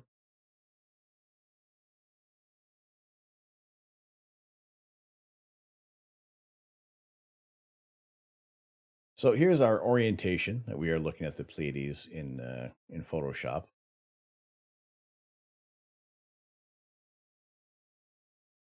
Very familiar, but as soon as we start taking a little bit of a 3D tour around, you realize that the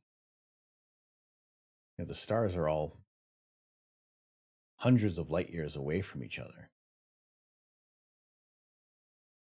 And it largely becomes unrecognizable when you look at it in a 3D space.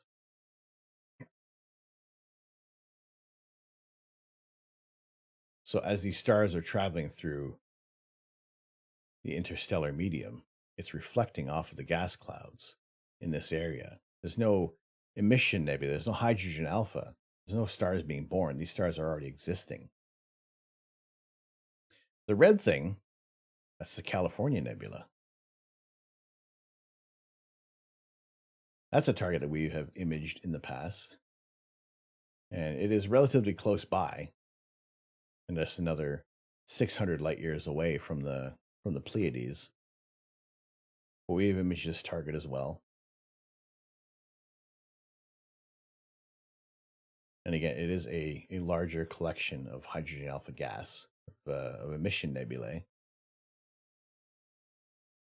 And again, you change your orientation a little bit, and it largely becomes unrecognizable. And even if you were within a nebula, let's slow this down. You wouldn't really notice it. You wouldn't really see the hydrogen alpha gas. Like let's go to this star.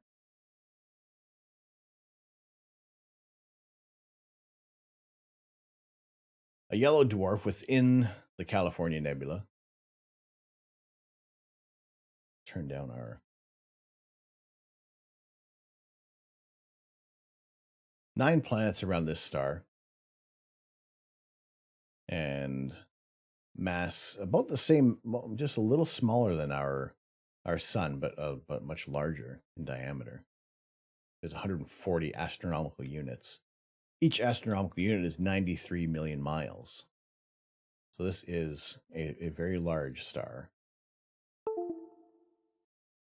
Why is it named that? Because it's red and California is always on fire.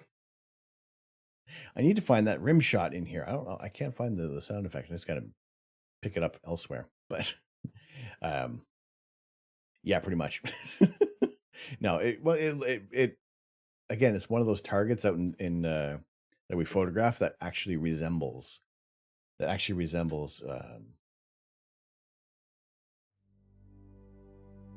its shape, its namesake. Where's our California Nebula? I have a wide field. Oh, it's going to do this again, isn't it? I have a close-up view of the California Nebula. That's not.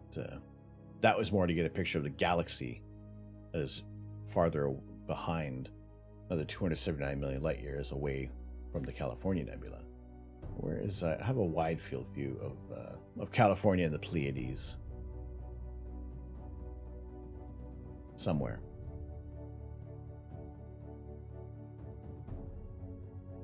Somewhere, I swear.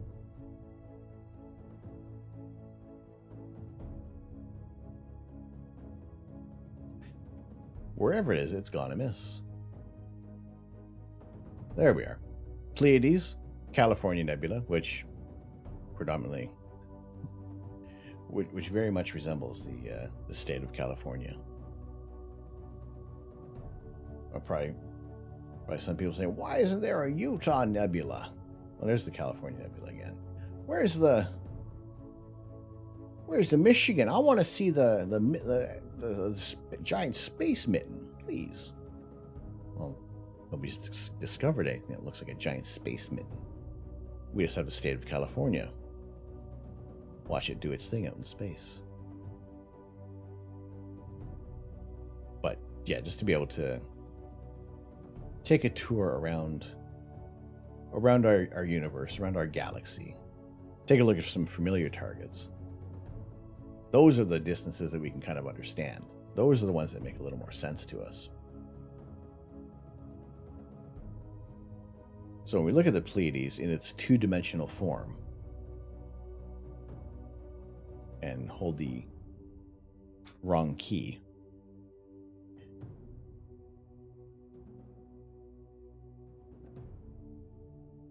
it is that familiar shape that we're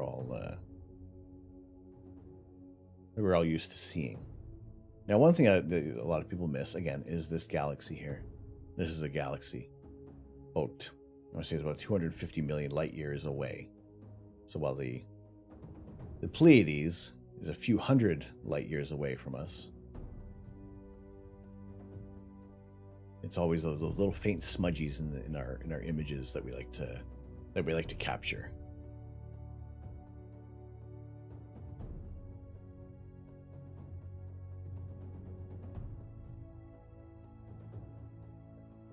So I'm liking where this is going with this image. Let's see. So we made our luminance layer, which has actually done a pretty good job of picking out some of the details. And funny enough, with the reflection nebula, there isn't. I feel like it's not that it's easier to get the details, but it's everything is like is working out very, very well. What we want to see here, the green and blue channels have more detail. Red, not so much. There's not a lot of hydrogen alpha in this, and the red is showing up more just because now we're not doing per channel processing, which we should. Andromeda zoom is your favorite video. I enjoy watching like some of the traveling. Also, if that one website, if the moon was 1 pixel and you get to kind of travel those distances and realizing just how large even like our own solar system can be. Also, what's another one? The scale of the universe. That's another one that just absolutely blows my mind. When you're looking at like from the Planck scale, looking down to string theory and out to the size of the observable. I haven't even had any hot peppers. Observable universe. You just looked in Space Engine and got the edge of the universe at about 17.65 billion light years, flying at max speed at 320. Okay, so what? We weren't too far off then. Wait a second. How? Wait a minute. How long did it take you to get there?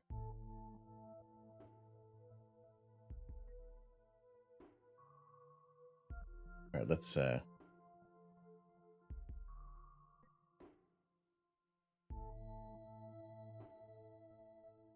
blitz away from our galaxy. 326 million light years, not long. So what happens? Does it just stop, or does it crash, or do you end up at like this border?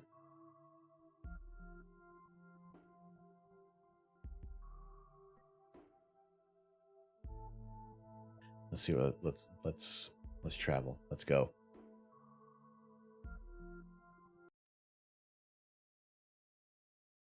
I guess we weren't too far off there, were we?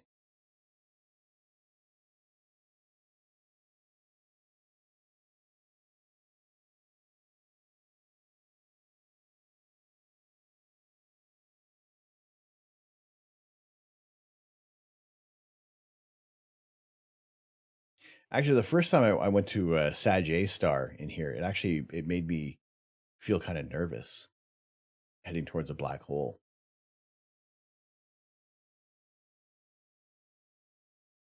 Which direction did you go? You're flying forward. Well, I guess it's kind of relative. It depends on which way you were going. Should I be looking in the other direction? Should I turn? Oh, we're slowing down. Seems to be slowing down. 25, 26.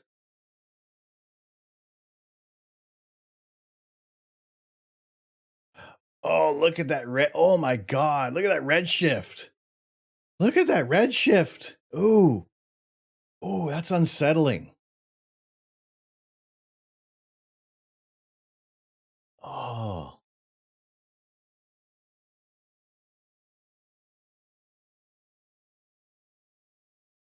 Oh, that's a weird feeling.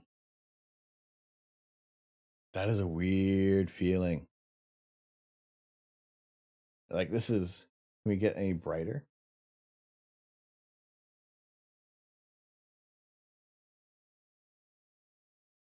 No, we don't want to.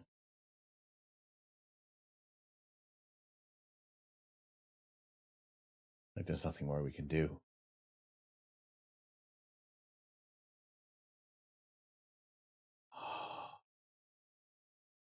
Just watching the light.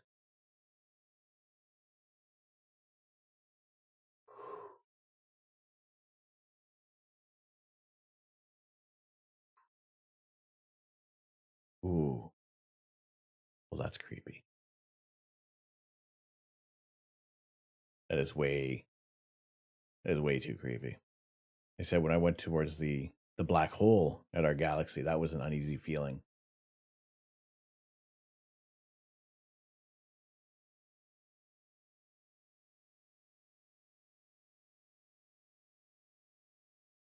Gotta say, never did this before. We never tried to venture that far away from the galaxies. And just see the color shifting.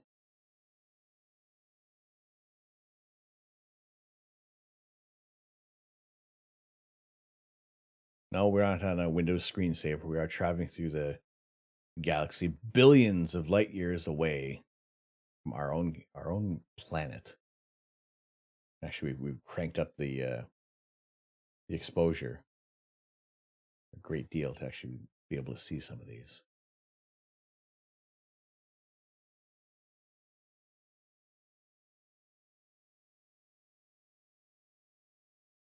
There we go. Let's come back home to Earth.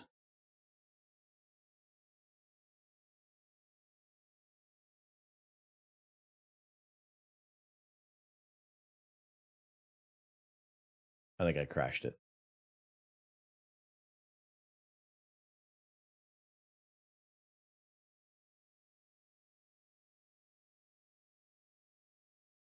Guys, I think I broke the universe.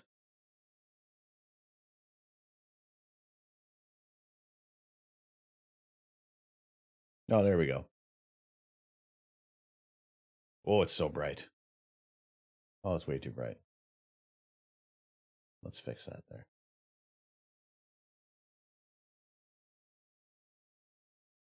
One thing I was looking for, we didn't find, was the red square, or the red square nebula. We didn't have too much luck searching for that one. Oh, but that is creepy. That is uneasy going that far into the universe. I gotta say.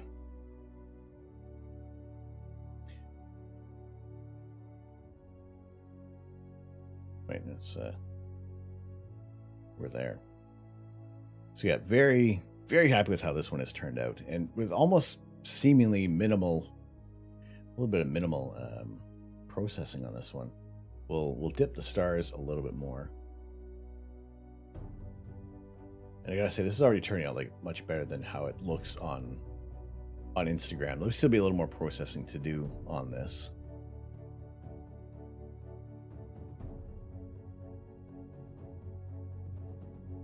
We still have coffee. Make the stars a little smaller, but I gotta say, like for the most part, I'm happy with the. All right, levels. Let's zoom out a bit there.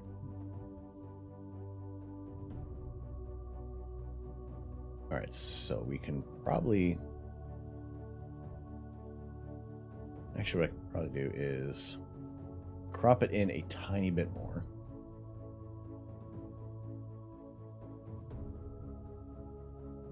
Can we see a Dyson sphere? Haven't seen anything like that yet.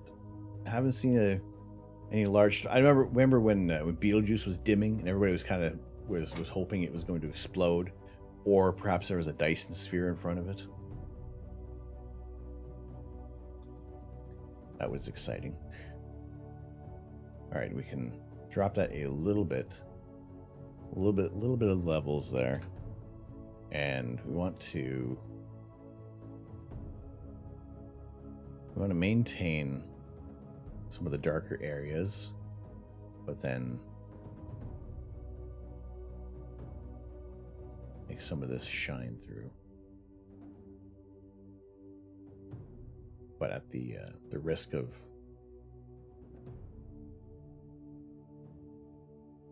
making the stars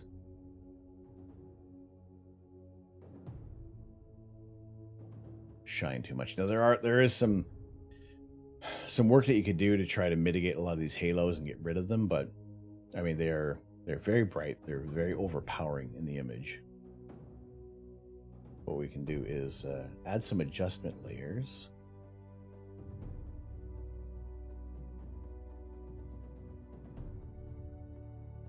And just bring up some of the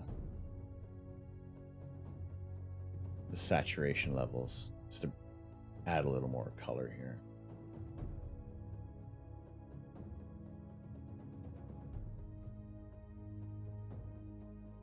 Because overall, Like there's not a whole lot more that I would be doing with this image. Because I would say that the stars they're a little large, but again, it's bringing out the nebulosity that we're looking for here. Maybe just increase the star color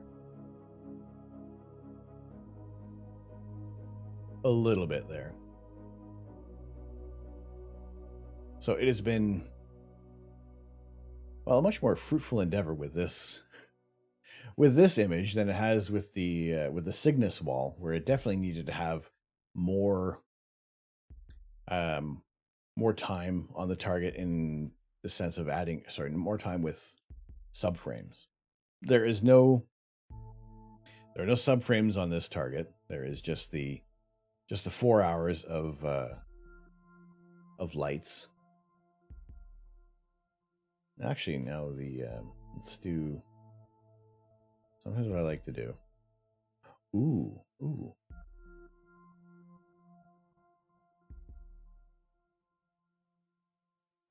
That's not too bad. Sometimes bringing a luminosity layer back up, it kind of helps tone things down a little bit. I do like this kind of ethereal look that you get. Like it helps out with the stars. I would say it's all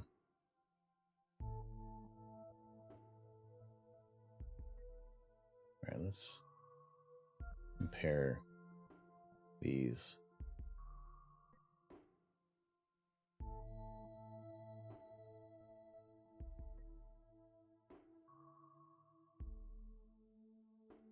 Yeah, I'm liking that. I'm liking how it's we're still maintaining the color, but we're getting a little better contrast in there. All right, I'm going to say that one is largely going to be done. Happy with the star colors in this image, happy with the stars, and comparing it against our stretched image. You know, I would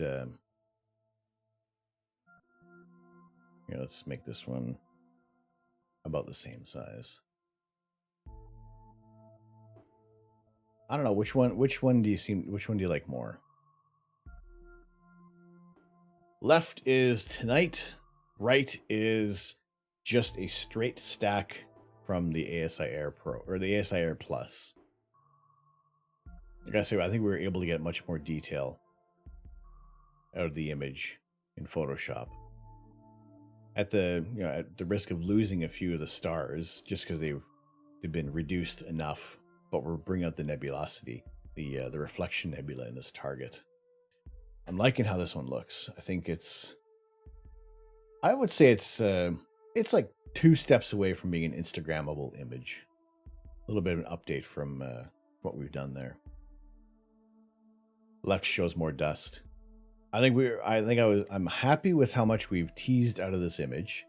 I think if I was going to go even further, I would probably want to add like another 4 hours on this to get some of the larger areas of nebulosity around this.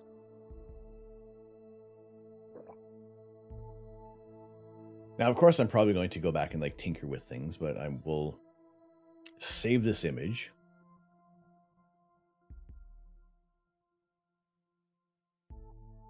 And this is the same black and white image that we threw over top of that.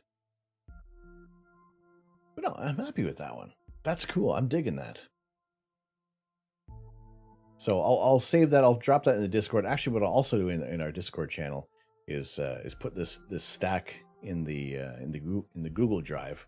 So those who have who are subscribed to the channel, you can have access to that folder. I will be changing things up and actually starting to save the FITS files instead of just a stacked image on there.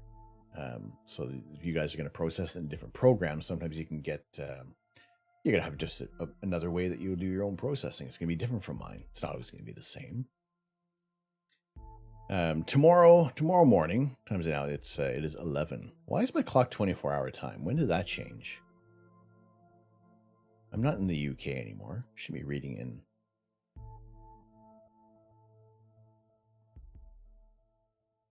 24-hour time. I'll change that after. But yes, tomorrow morning, our Lazy Sunday Lego stream will commence at 10 a.m. Eastern Standard Time, and we'll be building a new set. Hopefully, it should be built in one stream. I don't see why it'll take more than one stream to build this one.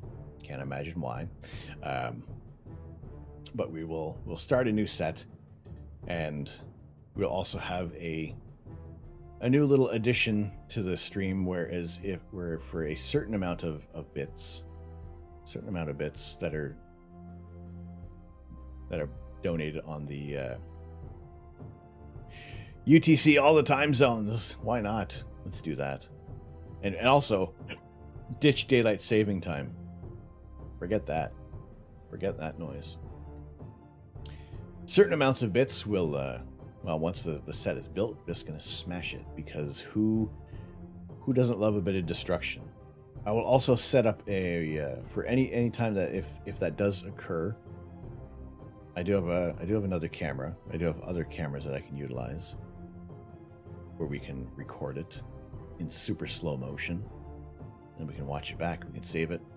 So there's a little more to do than just dropping the bits. UTC doesn't even save daylight. Forget it. We don't need to save it. We have electricity now. We don't need to save our daylight. Our daylight is just fine. Thank you very much. Oh, BT dubs. Yes. Yes. Which stream deck you got? XL. XL. When Amazon lets you do it month by month, it's just that much more attainable. I gotta say, to be fair, it's taking some getting used to, because I have been sidereal all the days. I have been using my mouse to do a lot of the controlling of the stream. So pretty much everything up until basically we started back here in October has just been me clicking all the buttons strategically. And I still find myself doing that. I just did that now. I didn't use the stream deck. I'm hitting the mouse buttons on here. So there is a transition. Like, I've been transitioning from Leorin board to StreamerBot to get some of the things working. And why, when you do redeem Make It Rain, it doesn't do our random action. It just plays both rain and snow. Actually, speaking of snow, well, we got all that snow out there. Amazon is significantly cheaper. It's interesting sometimes when you see certain items on Amazon that have a sale seemingly out of nowhere. That is our weather for the moment, and there is a bit of snow on the camera. So yes, also, yeah, just like I said, that those the transitioning to some different utilizations for streaming and trying to make life easier is there's definitely a lot more we can control. We can easily control the lights. Step one, get clear skies. We can have our mood lighting for games. Step two, get the internet to behave. Yes. Controlling the lights has actually been a big help. But there is a comfort curve with this. Step three, profit? Yes. Profit.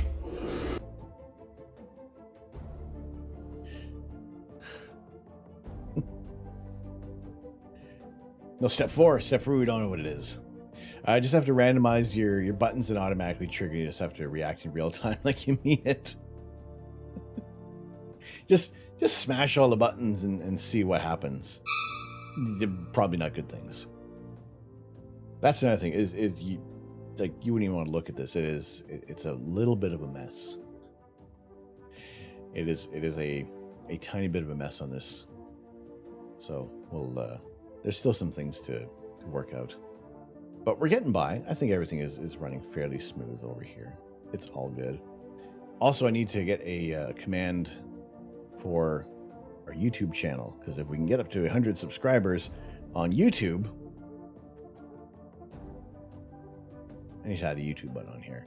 We can actually change that to Astro Canuck, rather than this long string of letters that don't make any sense.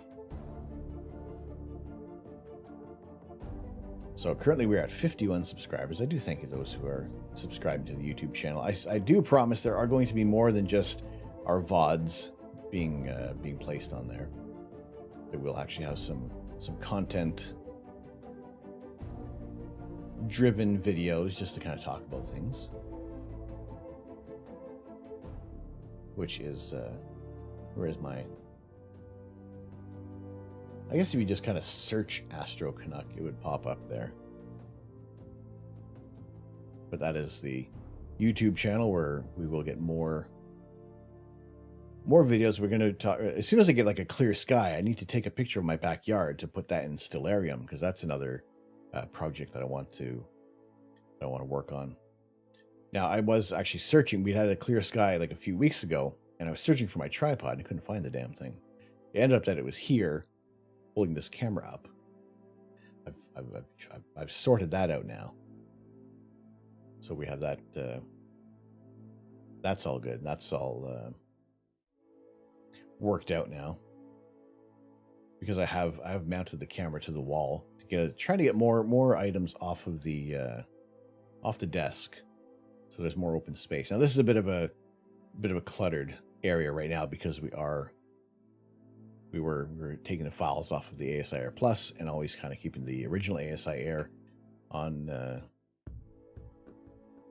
desk to kind of illustrate what we're using to control our telescope and our camera and everything else that shows you guys just the awesome images of outer space, and how I'm very happy with this image of the Pleiades. I gotta say, probably posted on Instagram, and I don't even think I don't even want to run any other actions on this. I think it's,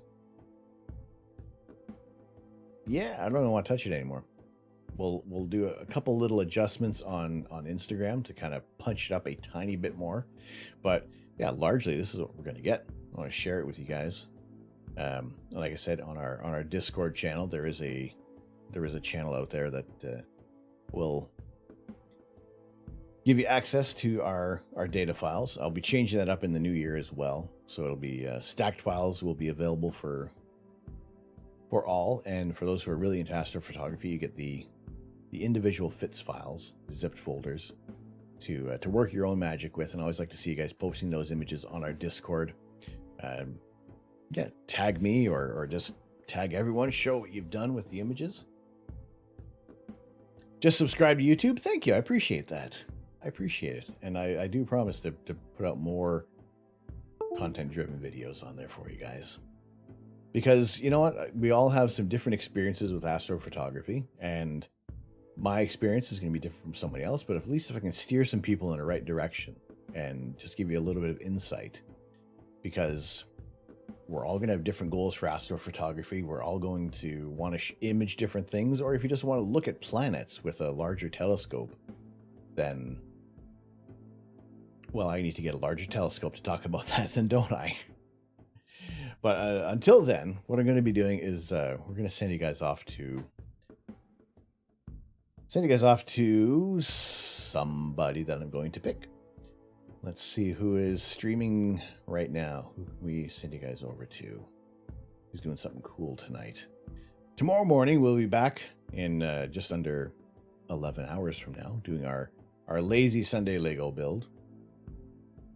And like I said, we will reveal what set that's going to be in the morning, or maybe a little teaser later tonight. It is the Christmas season, so I think you can kind of maybe anticipate something seasonal, maybe something not. I don't know. Arissa, thank you very much for joining us tonight. An astronomy show. I'm glad to have you in. Thank you so much for following today. And like I said, whenever we have clear skies, we're going to be taking some live images of outer space. I am in a Bortle 3 area now. There's no, we have no neighbors. We have no streetlights. It is scary and dark out there, I gotta say. So it is, yeah, some creepy stuff. So let's send you guys over to, let's see what we got going on here.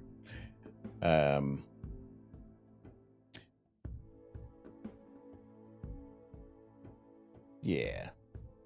Let's send you guys over to our friend JRL Pixels.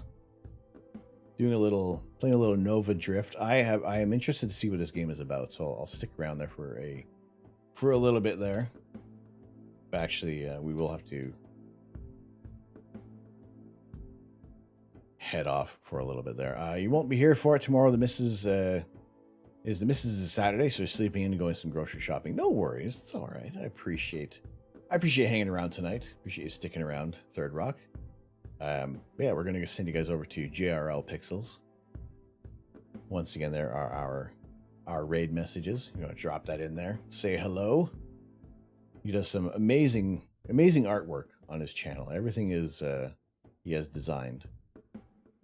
So it's really cool to see people doing some interesting things on Twitch. But yes, until then, we'll be back tomorrow morning. Lazy Sunday Lego. Do some builds and just have some chilled out fun. Wrap up the week.